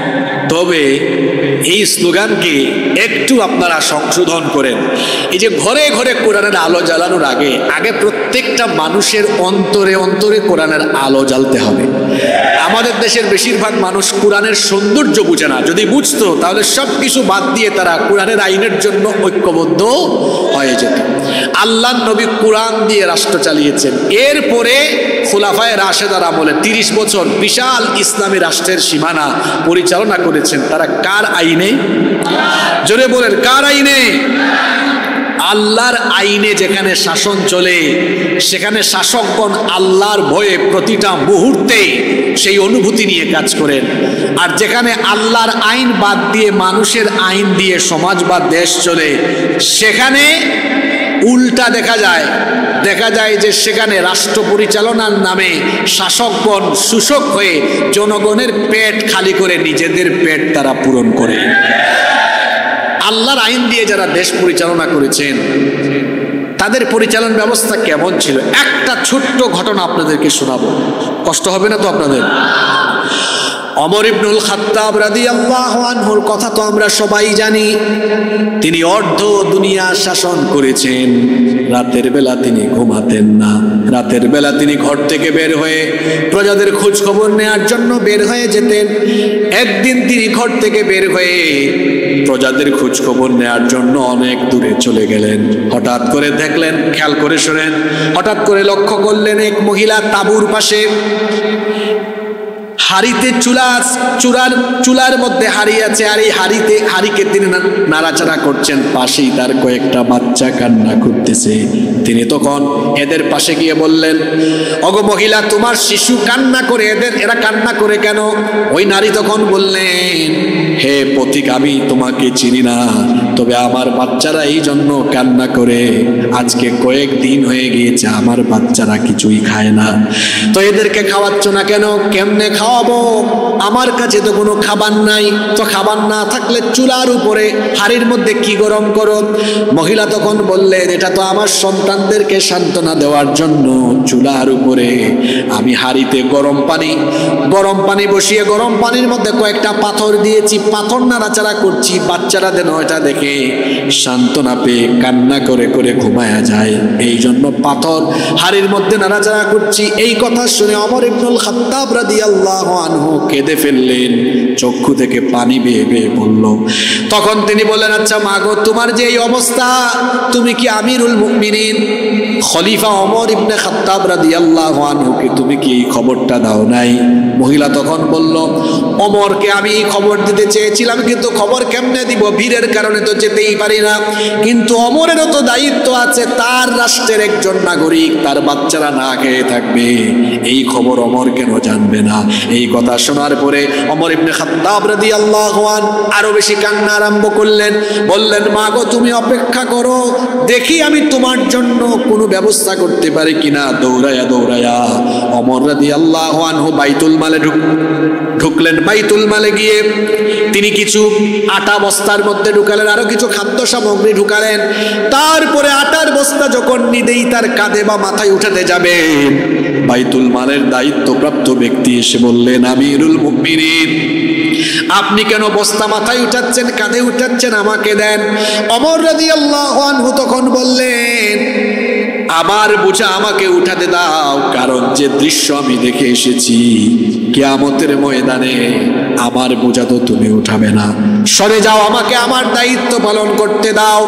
একজন প্রেসিডেন্ট, খেয়াল করে শোনেন, প্রেসিডেন্ট তার কাঁধের মধ্যে খাবারের বস্তা নিয়ে ওই মহিলা তাঁবুর কাছে চলে গেলেন। খাবার সামগ্রী খুলে দিলে আটা বানানোর কাজে তিনি সহযোগিতা করলেন, বাচ্চাদেরকে খাওয়ালেন। এরপরে মহিলাকে বললেন, আগামীকাল তুমি খলিফার দরবারে যাবে, দেখবো তোমার জন্য আরো কিছু করা যায় কিনা। মহিলা তখন বলল, আরে আমাদেরই রাষ্ট্রের খলিফা যদি ওমর না হয়ে তোমার মতো মানুষ হতো, তাহলে গরিব দুঃখীর আরো বেশি উপকার হয়ে যেত। ওমর রাদিয়াল্লাহু আনহু কিছুই বললেন না, চুপচাপ চলে গেলেন। মহিলা আবার দ্বিতীয় দিন যখন খলিফার দরবারে গেল, খলিফার দরবারে যাওয়ার পরে দেখলো খলিফার চেয়ারে যিনি বসে আছেন তিনি গত রাতের সেই ব্যক্তি ওমর রাদিয়াল্লাহু আনহু। মহিলা ভয়ে তখন সঙ্গে সঙ্গে মাথা নত করে দিয়ে ভয়ে ভীত বিহ্বল হয়ে বলল, আমার অপরাধ হয়ে গিয়েছে, আমিরুল মুমিনিন, দয়া করে আমাকে মাফ করে দেন, কালকে রাতে আপনার সাথে আমি বিরাট বড় অপরাধ করে ফেলেছি। ওমর রাদিয়াল্লাহু আনহু তখন ওই নারীকে বললেন, উল্টা আমার কাছে ক্ষমা চাইও না, বরং এখানে এসেছো সভাসদের সামনে আমি তোমার কাছে ক্ষমা চাচ্ছি, সময় মতো আমি তোমার কাছে খাবার পৌঁছাতে পারি নাই, এই জন্য কিয়ামতের ময়দানে আমাকে আসামি করো না, আল্লাহর ওয়াস্তে আমাকে মাফ করে দিও। ওমর রাদিয়াল্লাহু আনহু ইসলামী রাষ্ট্রের খলিফা, প্রেসিডেন্ট, শাসন করছেন। কোন আইনে দেশ চলছে তখন? জোরে বলেন, কার আইনে? আর মানুষের আইনে, যে সমাজে যে দেশে মানুষের আইনে, আমি আপনাদের দেশের কথা বলছি না, আপনারা আবার নিজে আপনাদের কান্দে নিয়ে নিয়েন না। আমাদের দেশের মাহফিলে এমন বহু মানুষ হুজুরের ডানে বামে সামনে পিছনে বসে কয়, দেখছো হুজুর কথাটা আমারই কইছি। কারণ আমি তো আপনার নাম ধরে আপনাকে বা আপনার দলকে বলি না, আপনি কেন নিজে আপনার কান্দে তুলে নেন ভাই? এখন আল্লাহর আইনে যেখানে সমাজ বা দেশ চলে না, মানুষের আইনে চলে, দেখবেন ওইখানে জনগণের পেটের খাবার যারা দায়িত্বে থাকে কেড়ে নিয়ে নিজের পেটে ঢুকায়, এমনকি এই জনগণের পয়সা তারা আত্মসাৎ করে দেশে বিদেশে বাড়ি বানায়। 54 বছর ধরে তো এগুলাই দেখে দেখে দেখে দেখে এখন আমরা জনগণ সবাই ক্লান্ত হয়ে গিয়েছি, সবাই আমরা ক্লান্ত হয়ে গিয়েছি, দুর্নীতির বাইরে কেউ থাকতে পারেনি। এজন্য আমরা কোরআন সুন্নাহ আর ইতিহাস পর্যালোচনা করে আমরা বলতে চাই 54 বছর ধরে সব আমরা দেখে ফেলেছি, কিন্তু আমরা কোরআনের শাসন দেখি নাই। আমরা আমাদের দেশকে সমৃদ্ধির জায়গায় নিয়ে যাওয়ার জন্য, গরিব দুঃখী মানুষের কপাল খোলার জন্য, দেশের ভাগ্য উন্নয়নের জন্য একবার আমরা সবাই ঐক্যবদ্ধ হয়ে দল মত নির্বিশেষে আমরা আল্লাহর আইনকে সংসদের মধ্যে দেখতে চাই। আমরা আল্লাহর আইনকে দেখতে চাই। এখন আমি কিন্তু বলি নাই আমরা অমুক দলকে দেখতে চাই। এখন এখানে ভাই আপনারা যারা রাজনৈতিক বিভিন্ন দলের মানুষ আছেন, আমি কোনো দলের নাম বলি নাই। এখন যদি আপনার দলে আল্লাহর আইন বাস্তবায়নের কথা থাকে, জনগণ আপনার সাথে থাকবে। আর আপনার দলের ভেতরে যদি আল্লাহর আইন বাস্তবায়নের কথা না থাকে, আপনার সাথে মুসলমান থাকবে না। আল্লাহর আইন যেখানে আমরা আছি, আমরা আল্লাহর আইন চাই কি চাই না? আপনারা যুবক ভাইরা চুপচাপ থাকেন। আমার চাচাদেরকে একটু জিজ্ঞেস করি, আপনারা তো বয়সে আমাদের বাপের মতো, বাপের বয়সী। বাবা, আপনাদের অভিজ্ঞতা অনেক বেশি, আপনারা 50-60 বছর ধরে তো বহুত কিছু দেখে ফেলেছেন। এখন বাবা, আপনারা কোরআনের শাসন দেখতে চান কি চান না? আর যুবক ভাইরা জেন জি যারা আছে, এদের আবেগ অনুভূতি আমরা বুঝে ফেলেছি। এরা চুরি, বাটপারি, ডাকাতি, চাঁদাবাজি, সন্ত্রাস চায় না, এরা একটি শান্তির বাংলাদেশ দেখতে চায়।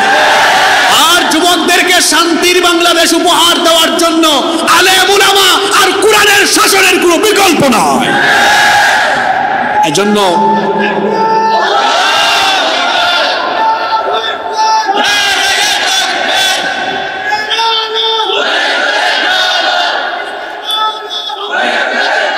এজন্য যুবক তরুণ ভাইয়েরা, জেন জি, এখানে আমাদের যত ভাইয়েরা আছেন, আমাদের সবাইকে সতর্ক হয়ে যেতে হবে। বিশেষ করে আমি তরুণ যুবকদেরকে বলবো, এই কথাগুলো গত 8-9 বছর ধরে বাংলাদেশে আমি বলি। তরুণ যুবক ভাইয়েরা শুনেন, আপনারা কিন্তু দেশের মূল্যবান সম্পদ। অনেকে আপনাদেরকে তাদের রাজনীতির হাতিয়ার হিসেবে ব্যবহার করে। কিভাবে? আপনাদের শরীরে তো শক্তি আছে, এই জন্য মিছিলে আপনাদেরকে সামনে পিছনে রাখে। আপনাদেরকে সামান্য কিছু টাকা দিয়া অথবা সিগারেট, চা পান দিয়া, বিরিয়ানি দিয়া, তারপরে আপনাদের মিছিল কিনে, কি কিনে? মিছিল কিনে, আপনাদের আবেগ তারা কিনে, নিজের তারুণ্য যৌবনকে এই সকল তথাকথিত নেতা নেত্রীদের কাছে নিজের তারুণ্য আর যৌবনকে বিক্রি করে দিবেন না। এই তারুণ্য আর যৌবন কারো চামচামির জন্য দেওয়া হয় নাই। আমিও আপনাদের মতো বয়সে যুবক, আত্মসম্মান, ব্যক্তিত্ব বাড়ান। আমার তারুণ্য, আমার যৌবন, আমার মেধা, আমার প্রজ্ঞা আমি কারো চামচামি করে খরচ করব না, বরং আমার তারুণ্য, আমার শক্তি, আমার যৌবন, আমার মেধা, আমার প্রজ্ঞা, আমার সবকিছু আল্লাহ আর রসুলের জন্য উৎসর্গ করব। কথা ক্লিয়ার? কেন আপনার গলায় মিছিলের শক্তি দিয়ে অমুক নেতা তমুক নেত্রীর জন্য কেন এই গলা খরচ হবে? কেন আমার শক্তি খরচ হবে? কেন আমার তারুণ্য, কেন আমার যৌবনের শক্তি আমি অপচয় করব, ক্ষয় করব অমুকের নামে আর তমুকের নামে? আমার তারুণ্য, আমার যৌবন, আমার শক্তি খরচ করলে খরচ করব কার মতো? হানজালার মতো। খরচ করব খাব্বাবের মতো, খুবাইবের মতো। খাব্বাব, খুবাইব, হানজালা, তারা তাদের রক্ত, তারা তাদের জীবন আল্লাহ রসুলের কদম মুবারকে ছেড়ে দিয়েছেন। আল্লাহু আকবার। এজন্য যুবক তরুণকে সিদ্ধান্ত নিতে হবে, আমার রক্ত, আমার জীবন, আমার শক্তি, আমার মিছিল, আমার তারুণ্য, আমার যৌবন আল্লাহর রসুলের জন্য উৎসর্গ করে দিব। রাজি আছেন?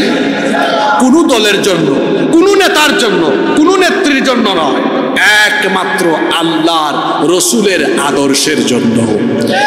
এখন প্রশ্ন হতে পারে, আল্লাহ রসুলের আদর্শ চিনব কিভাবে? আল্লাহর রসুলের আদর্শকে বাস্তবায়ন করবে যারা, আমরা তাদের সাথী হয়ে যাব ইনশাআল্লাহ। আমরা তাদের সাথে আছি। যুবক তরুণ ভাইয়েরা, আমরা আল্লাহর রসুলের আদর্শের বাস্তবায়ন দেখতে চাই কি চাই না? সবাই চান তো? আল্লাহ কবুল করেন। বৃষ্টিও চলে আসতেছে, আপনাদের কষ্ট হচ্ছে তাই না?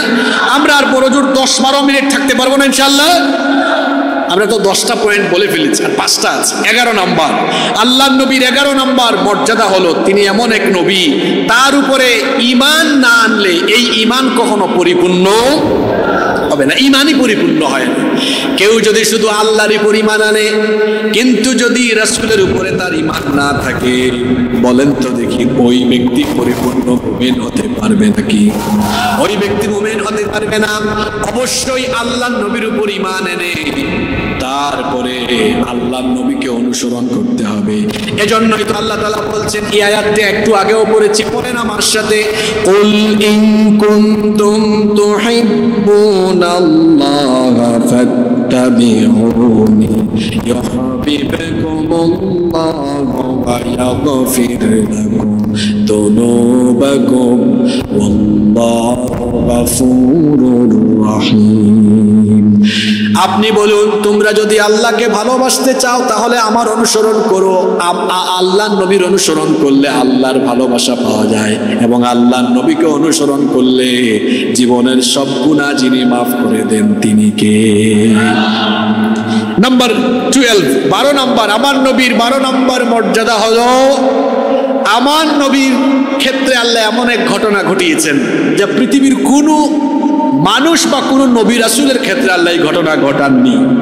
আল্লাহ তাআলা তার নবীকে ধুলির ধরা থেকে 7 আসমান ভেদ করে, সিদরাতুল মুনতাহা ভেদ করে তার সান্নিধ্যে নিয়ে জান্নাত জাহান্নাম পর্যন্ত সফর করিয়েছেন। সুবহানাল্লাহ।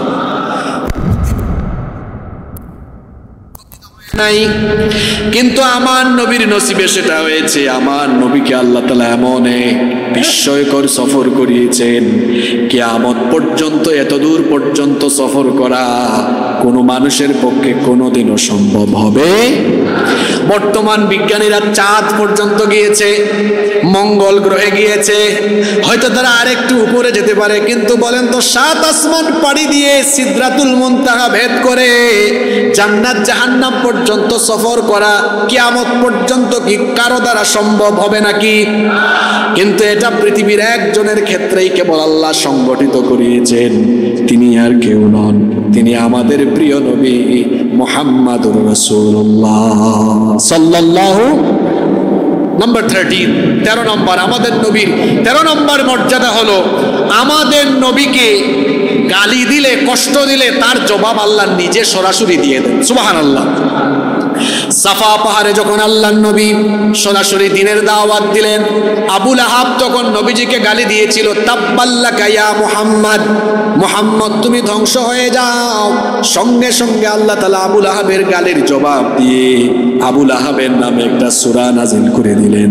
যারা পারেন আমার সাথে পড়েন, তাব্বাত ইয়াদা আবি লাহাবি ওয়া তাব মা আগনা আনহু মালুহু ওয়া মা কাসাব সায়াসলা নারান যাতা লাহাবিন ওয়া ইমরাআতুহু হাম্মালাতাল হাতাব ফি জিদিহা হাবলুম মিন মাসাদ। তাব্বাত ইয়াদা আবি লাহাবিন ওয়া তাব, ধ্বংস হোক আবু লাহাবের 2 হাত, এবং ধ্বংস হোক সে নিজেও। আল্লাহর নবীকে গালি দিয়েছে, আল্লাহ বরদাস্ত করেন নাই। সেই নবীকে গালি দিলে, নবীর সম্মানকে খাটো করা হলে, নবীর আদর্শের বেজ্জতি হলে উম্মত হিসাবে আমরাও বরদাস্ত করব না। আমরা আমাদের নবীর জন্য নিজেকে কুরবান করে দিব। রাজি আছেন? আল্লাহ কবুল করেন। 14 নম্বর, আমাদের নবীর 14 নম্বর মর্যাদা হলো, আমার নবীকে আল্লাহ এত সম্মান, এত মর্যাদা দিয়েছেন, তিনি হাত তুলে কোনো কিছু আল্লাহর কাছে চাওয়া লাগে নাই। মনে মনে কোনো ইচ্ছা ব্যক্ত করলে সাথে সাথে সেটা যিনি পূরণ করে দেন তিনি কে? মদিনায় হিজরত করার পরে আল্লাহর নবী বাইতুল মুকাদ্দাসের দিকে মুখ করে নামাজ আদায় করছেন, কিন্তু মন চায় বাইতুল্লাহর দিকে মুখ করে নামাজ আদায় করবেন। যোহরের নামাজে দাঁড়িয়েছেন, 2 রাকাত আদায় করেছেন, আর মনে মনে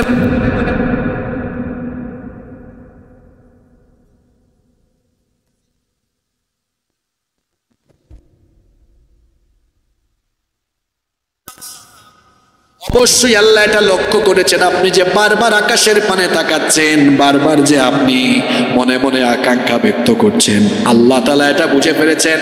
4 রাকাত নামাজের 2 রাকাত নামাজ হয়েছিল বাইতুল মুকাদ্দাসের দিকে মুখ করে। আল্লাহ দ্বিতীয় রাকাতেই আয়াত নাজিল করে বললেন, বাকি 2 রাকাত নামাজ ফালানুওয়াল্লিয়ান্নাকা কিবলাতান তারদাহা ফাওয়াল্লি ওয়াজহাকা শাতরাল মাসজিদিল হারাম, এক্ষুনি আপনার চেহারাকে মসজিদে হারামের দিকে ঘুরায় নেন।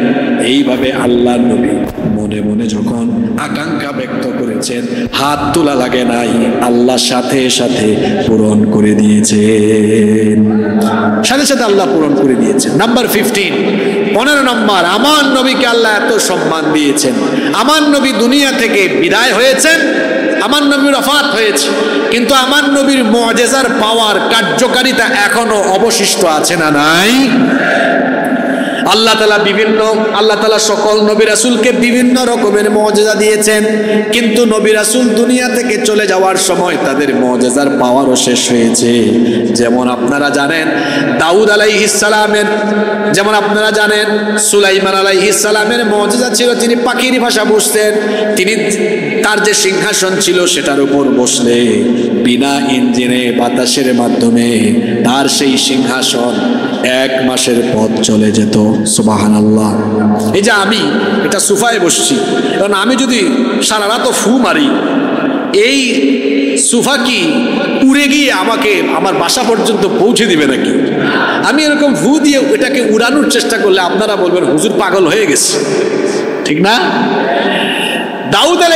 সুলাইমান আলাইহিস সালাম দুনিয়া থেকে চলে গিয়েছেন, তার সেই সিংহাসন এখন কি কেউ 1 আঙ্গুল উপরে তুলতে পারবে?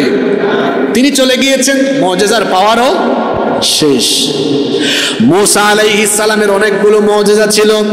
বগলের নিচ থেকে হাত বের করলেই হাত শুভ্রতা ছড়াতো, আবার হাতের লাঠি ফেলে দিলে সেটা কখনো সাপ হয়ে যেত, আবার কখনো বা হাতের লাঠি দিয়ে আঘাত করলে সাগরের মাঝখানে রাস্তা বানিয়ে দিতেন কে? এখন মুসা নবী দুনিয়া থেকে চলে গিয়েছেন, মুসা নবীর হাতের লাঠি যদি কেউ এখন মাটিতে ফেলে, এটা কি 2 আঙ্গুল সমান সাপও হবে? কিন্তু আমার নবী, তাকে তো আল্লাহ অনেক মুআজিজা দিয়েছেন, আমার নবীর অসংখ্য মুআজিজা আছে। আমার নবী অন্ধকার রাতে হাসলে পরে তার দাঁতের উজ্জ্বল আলোতে আকাশের চাঁদ 2 ভাগ হয়েছে। আল্লাহু আকবার। আমার নবীর অনেক মুআজিজা। আমার নবী যখন কোনো পথ ধরে হেঁটেছেন, সেই পথের যত পাথর আর গাছ থাকতো, সকল পাথর আর গাছ তখন আমার নবীকে সালাম দিয়ে আমার নবীর জন্য সাজদায় লুটিয়ে পড়তো। অনেক মুআজিজা। শ্রেষ্ঠ মুআজিজার নাম হলো আল কুরআনুল কারীম। শ্রেষ্ঠ মুআজিজার নাম কি? তো নবী ওফাত হয়েছে, চলে গিয়েছেন, এখন কোরআনের পাওয়ার কি শেষ হয়েছে? কোরআনের পাওয়ার তো শেষ হয় নাই। আজকের এই মাহফিল তার প্রমাণ। এখানে এই মাহফিলে এসেছে মানুষ, কেন এসেছে? বিরিয়ানি খাবে, এখানে কোনো তবারুক দেওয়া হবে এই আশা এসেছে না। এই বিরিয়ানি তবারুকের চাইতে তার বাড়িতে ভালো খাবার আছে, কিন্তু এখানে শুধুমাত্র আল্লাহর কোরআনের আকর্ষণে সে ছুটে এসেছে। কোনো রাজনৈতিক সমাবেশে মানুষ নিতে হলে পকেটে 500-1000 টাকা ঢুকাইয়া বিরিয়ানি ঢুকাই দিতে হয়, নইলে যায় না। আর কোরআনের মাহফিলে নিজের পয়সা খরচ করে দূর দূরান্ত থেকে মানুষ হচ্ছে, এটা কোরআনের এক অন্যতম আকর্ষণ। নবীজি দুনিয়া থেকে বিদায় হয়েছেন, ওফাত হয়েছে, কিন্তু কোরআনের আকর্ষণ ফুরিয়ে যায়নি। এখনো এই কোরআনের জন্য মানুষ কাঁদে না? আপনারা হারামাইন শরীফাইনে যখন যাবেন, দেখবেন কত মানুষ অর্থ না বুঝেও কোরআন শুনলেই কাঁদে না? কাঁদে। এটা কোরআনের ইজাজ, কোরআনের মুআজিজা, অলৌকিকত্ব। এই কোরআনের আকর্ষণ ফুরিয়ে যায়নি। আল্লাহর নবী তো বিদায় হজেও বলেছেন, তারাকতু ফিকুম আমরাইন, আমি 2টি জিনিস তোমাদের জন্য রেখে যাচ্ছি, লান তাদিল্লু মা তামাসসাকতুম বিহিমা, এই 2টি জিনিসকে আঁকড়ে ধরলে তোমরা পথভ্রষ্ট হবে না। কয়টা জিনিস? 2টা। 1 কিতাবুল্লাহ, আল্লাহর কিতাব। 2 ওয়া সুন্নাত রাসূলিহি, রাসূলের সুন্নাহ আদর্শ। এই 2টা জিনিসকে আঁকড়ে ধরবে যারা, সফল হবে, জান্নাতি হয়ে যাবে তারা। এজন্য আসুন আমরা আল্লাহর কোরআনকে আঁকড়ে ধরে নবীর আদর্শ বাস্তবায়নের পথে আমরা এগিয়ে যাব। রাজি আছেন সবাই? তো এজন্য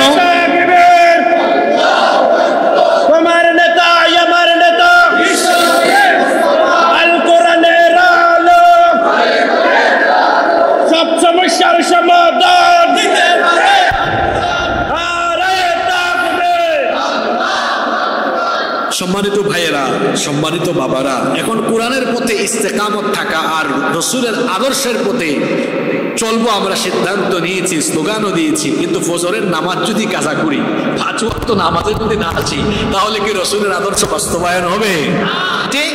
এই আমি বলেছি আজকের আলোচনায় এই পাঁচটা বার্তা দয়া করে নিয়ে যান। 1, কখনোই নামাজ ছাড়বেন না, কারণ যার মধ্যে নামাজ নাই তার মধ্যে ঈমান। সোজা কথা নবীজি বলেছেন, যার মধ্যে নামাজ নাই তার মধ্যে ঈমান নাই। একজন মুমিনের সবচেয়ে বড় পরিচয় হলো নামাজ।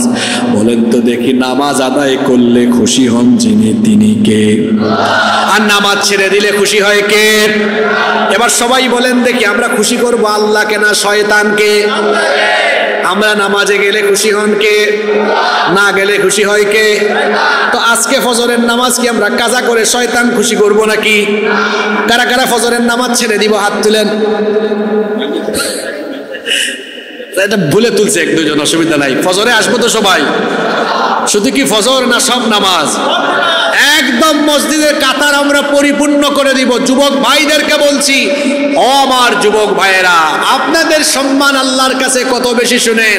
এই যৌবন বয়সে যারা 5 ওয়াক্ত নামাজে গিয়ে আল্লাহকে সেজদা দিবেন, কিয়ামতের দিন আল্লাহ বলবেন, সীতাকুণ্ডের ওই যুবকগুলো কোথায় যারা আজান হলে জামাতে গিয়ে নামাজ আদায় করতো? ফেরেশতারা ডেকে আনো আমার এই প্রিয় বান্দাদেরকে, আমার আরশে আজিমের নিচে তাদেরকে জায়গা করে দাও। সুবহানাল্লাহ। যুবক ভাইয়েরা, আমরা আরশে আজিমের নিচে জায়গা পেতে চাই কি চাই না? এজন্য 5 ওয়াক্ত নামাজ জামাতে আদায় করব ইনশাআল্লাহ। 2, আব্বা আম্মার সাথে আমরা ভালো আচরণ করব, পিতামাতার খেদমত করব, কারণ আল্লাহর নবী বলেছেন, রিদার রব্বি ফি রিদাল ওয়ালিদাইন, পিতামাতার সন্তুষ্টিতে আল্লাহ সন্তুষ্ট, ওয়া সাখাতুল্লাহি ফি সাখাতিল ওয়ালিদাইন, আর পিতামাতার অসন্তুষ্টিতে আল্লাহ অসন্তুষ্ট। তার মানে আপনি যদি আব্বা আম্মাকে নারাজ করেন, আপনার উপর নারাজ হয়ে যাবেন কে? আর আব্বা আম্মাকে খুশি করলে খুশি হবেন কে? আব্বা আম্মাকে কষ্ট দিবেন? খবরদার, ফালা তাকুল্লাহুমা উফ। মা বাবাকে বিরক্ত হয়ে উফ বলবেন না, আপনার দুনিয়াও শেষ হবে, আখিরাতও শেষ হয়ে যাবে। মা বাবা বড় সেন্সিটিভ জায়গা, যদি ভুলবশত অতীতে বেয়াদবি হয়ে যায়, আজকে বাড়িতে গিয়ে পা ধরে মাফ চেয়ে নেবেন। যতদিন বেঁচে থাকবেন আব্বা আম্মার কথার উপরে কথা বলবেন না, আব্বা আম্মার সাথে বেয়াদবি করবেন না, কারণ যারা আব্বা আম্মার সাথে বেয়াদবি করে, আব্বা আম্মার কথার উপর কথা বলে, পিতামাতার খেদমত করে না, এরা দুনিয়াতে কোনো সম্মান পাবে না, বরকত পাবে না, সুখী হবে না, শান্তিতে থাকবে না, দুনিয়াও শেষ, আখিরাতও। আর যারা আব্বা আম্মাকে খুশি করে দিবে, দুনিয়ায় রিজিক, সম্মান, জীবনে কোনো দিকে বরকতের কমতি হবে না, আখিরাতে জান্নাতেরও কোনো টেনশন হবে না ইনশাআল্লাহ। 3 নাম্বার, হারাম কখনো খাবো না। অবৈধভাবে হারাম পন্থায় চাঁদাবাজি, টেন্ডারবাজি, লুটতরাজ, সুদ, ঘুষ, হারাম পথে কোনো পয়সা উপার্জন করে হারাম খাবো না। কারণ হলো হারামখোরের কোনো ইবাদত আল্লাহর দরবারে কবুল হয় না। ইবাদত কবুলের পূর্ব শর্ত হলো হালাল খাওয়া। কি খাওয়া? হালাল খাওয়া। আমি যদি হারাম খাই, আমার শরীরের রক্ত মাংস হারাম, আমার বউ বাচ্চার রক্ত মাংস করে দিলাম হারাম। আমরা যে ইবাদত করলাম, নামাজ, রোজা, হজ, জাকাত, হজ, উমরা, দান, সদকা, কোনো কিছুই আল্লাহর দরবারে কবুল হবে না। এটা আল্লাহ পর্যন্ত যাবে না, পৌঁছাবে না, কারণ খেয়েছে হারাম না হালাল। আর হারামে ভাই কোনো বরকত নাই। যারা হারাম পন্থায় উপার্জন করে, এদের জীবনের কোথাও বরকত হয় না। এই যে গত সপ্তাহে মক্কাতুল মুকাররমায় একজন ভাই, তার সাথে কথা হচ্ছিল, এই হালাল হারামের বিষয় প্রসঙ্গে চলে আসছে। উনি তখন বললেন, হুজুর আমার জীবনে একটা ঘটনা ঘটেছে এরকম। বললাম, ভাই কি ঘটেছে? উনি বললেন যে একবার আমার কফিলের অজান্তে আমি 3000 রিয়াল মেরে দিয়েছি। কত রিয়াল? 3000 রিয়ালে কিন্তু প্রায় বাংলাদেশি টাকায় 1 লক্ষের কাছাকাছি। আমি তো খুব খুশি যে কফিল তো টের পাই না, আমি তো কাম সেরে ফেলছি। কিন্তু আমি বাসা পর্যন্ত আসা মাত্রই ফোন চলে আসছে, আমার বাপ এমন অসুস্থ হয়ে হাসপাতালে গিয়েছে, এই মুহূর্তে টাকা লাগবে 3 লাখ। কয় লাখ? মারছে কয় লাখ? মুসিবত আসছে কয় লাখের? ক্ষতি হয়েছে আরো কয় গুণ, আরো দ্বিগুণ। এজন্য হারামে যাবেন না, আরাম পাবেন না। যারা জনগণের পয়সা মেরে দিয়ে জনগণের পয়সা মেরে দিয়ে সম্পদ কামিয়েছে, সম্পদের পাহাড় করেছে। একটু দেখেন না আপনি, এগুলো উপভোগ করতে পারে নাই, সব কিছু রেখে দিয়ে চোরের মতো পালিয়ে যেতে বাধ্য হয়েছে। ওই গত 15 বছর আমরা কি কেউ পালিয়ে গিয়েছি নাকি?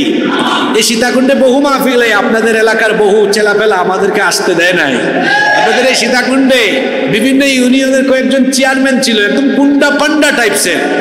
আমাদের নাম শুনলেই মাহফিল বন্ধ, যুবকদেরকে বলেছে মামলা দিয়ে দিব। 15টা বছর তাদের হুমকি ধামকি সহ্য করে আমরা কিন্তু দেশে ছিলাম, কেউ আমরা পালিয়ে যাইনি। কিন্তু যারা জনগণের হক মেরে দিয়ে দুর্নীতির অভ্যাসে অভ্যস্ত হয়ে যারা মানুষের উপর জুলুম করেছে, তাকিয়ে দেখেন প্রত্যেকেই চোর ডাকাতের মতো বুরখা পরে অনেকে পালিয়ে গিয়েছে। কারণ হারামের ভেতরে কোনো আরাম নাই রে ভাই।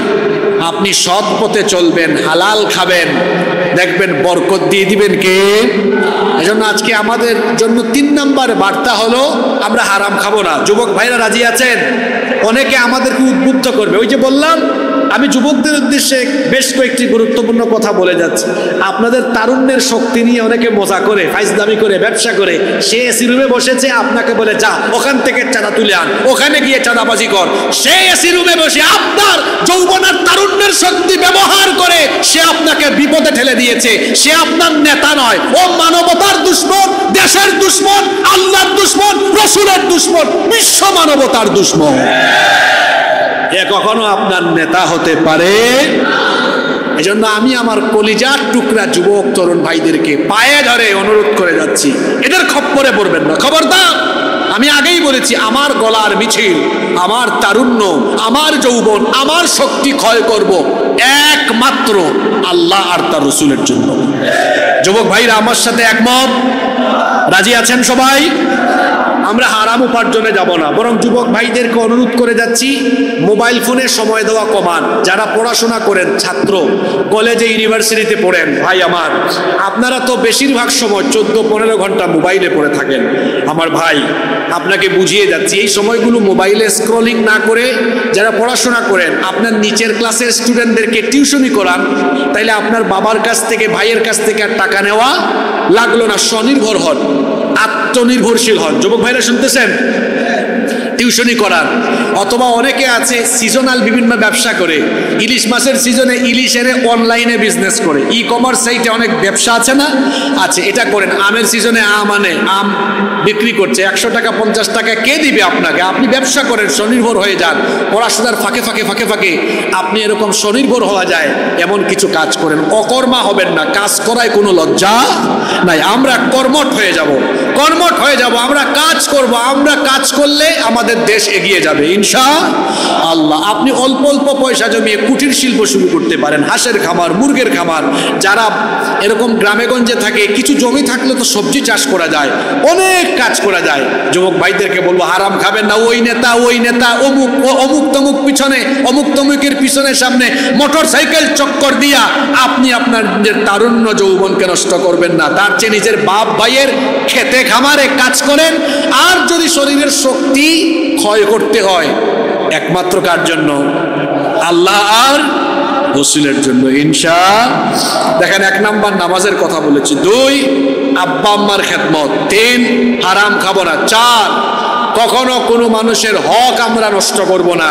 কারণ যারা মানুষের হক নষ্ট করে, এদের তওবাও আল্লাহর দরবারে কবুল হয় না। এজন্য আপনাদেরকে অনুরোধ করব, খবরদার, মানুষের হকের ব্যাপারে সচেতন হয়ে যেতে হবে। আমরা কখনো কোনো মানুষের হক নষ্ট করব না, মানুষের হকের ব্যাপারে আমরা সচেতন হয়ে যাব। 5 নাম্বার কথা হলো যুবক ভাইদের জন্য, এটা তথ্য প্রযুক্তি, ইন্টারনেট, মোবাইলের ফিতনায় পড়া যাবে না। এখন বর্তমানে মোবাইলের ফিতনা, এটা হলো সবচেয়ে বড় ফিতনা। আর মোবাইলের ফিতনায় যারা অতিমাত্রায় আসক্ত হয় এরা পাগল হয়, নইলে এরা ধীরে ধীরে নারীর ফিতনায় পড়ে। কয়টা কথা বলেছি? দুইটা। কয়টা কথা বলেছি? মোবাইলের ফিতনা 2 দিকে ধাবিত করে, হয় পাগল বানায়। বলবেন কোন জাতের পাগল? অনেকে আছে মোবাইলে মেয়েদের সাথে অবৈধ রিলেশন করে না ঠিক, কিন্তু সে পাবজি ফ্রি ফায়ার বিভিন্ন গেমস এগুলোর প্রতি আসক্ত হয়, পরে সুস্থ লাগে না, একটা পাগল পাগল লাগে। কেমনে পাগল পাগল লাগে দেখবেন, তার বাড়িতে মেহমান যায়, ওই সালামও দেয় না, কথাও বলে না, এর আচার আচরণে ব্যালেন্স নাই, ভারসাম্য নাই। অর্থাৎ সে শারীরিকভাবে সুস্থ হলেও আচার আচরণে পাগল, তবে শারীরিকভাবেও বেশি দিন সুস্থ থাকতে পারবে না। যে হারে মোবাইলে আসক্ত, ধীরে ধীরে তার মাইগ্রেনের প্রবলেম হয়ে মারাত্মক পর্যায়ের পাগলামিতে চলে যেতে পারে। দুই আরেক গ্রুপ হলো, এরা ফেসবুক ইউটিউবে থাকতে থাকতে ধীরে ধীরে নারীর ফিতনায় চলে যায়। আর নারীর ফিতনায় ডুবে গেলে মনে রাখবেন চরিত্র ধ্বংস হবে, দুনিয়াও শেষ, আখিরাতও। এজন্য যুবক ভাইদেরকে পা ধরে অনুরোধ করে যাচ্ছি, ভাইয়েরা আমার, মোবাইলের ফিতনায় পড়ে নিজের এই সুন্দর জীবন, সুন্দর কেরিয়ার, সুন্দর এই তারুণ্য যৌবনকে দয়া করে নষ্ট করে দিবেন না। মোবাইলের সময় কম বিনিয়োগ করে পড়ালেখা, সামাজিক কাজ, ব্যবসায়িক কাজ, দাওয়াতি কাজে, যে সকল ছেলেরা এলাকায় এলাকায় দাওয়াতি কাজ করে তাদের সাথে যুক্ত হয়ে যান, দাওয়াতি কাজে সময় দেন, সময়গুলো কাজে লাগবে, কেরিয়ার সুন্দর হবে, জীবনটা অভিজ্ঞতায় ভরপুর হবে। মোবাইল যতটুকু প্রয়োজন ততটুকু ব্যবহার করব, অপব্যবহার আমরা করব না। রাজি আছেন সবাই? কয়টা কথা বললাম? এক, নামাজ ছাড়বো আমরা এক ওয়াক্ত নামাজও ছাড়বো না। সবাই রাজি আছেন? দেখি কারা কারা রাজি, আল্লাহকে দেখান তো একটু। মাশাআল্লাহ মাশাআল্লাহ, ঠিক আছে, স্লোগান লাগবে না। আল্লাহ সবাইকে কবুল করেন। দুই, যাদের আব্বা আম্মা বেঁচে নাই সব সময় দোয়া করব তাদের জন্য, আর বেঁচে আছেন যাদের মা বাবা বেঁচে আছেন আব্বা আম্মার খেদমত করব। তিন, হারাম খাবো না ইনশাআল্লাহ। চার, মানুষের হক নষ্ট করব না। পাঁচ, তথ্য প্রযুক্তির ফিতনায় নিজেকে নিমজ্জিত করব না, চরিত্রকে উন্নত করব, কোরআন সুন্নাহর আদর্শে আমরা আদর্শিত হব। আল্লাহ আমাদের সবাইকে সেই তৌফিক দান করেন।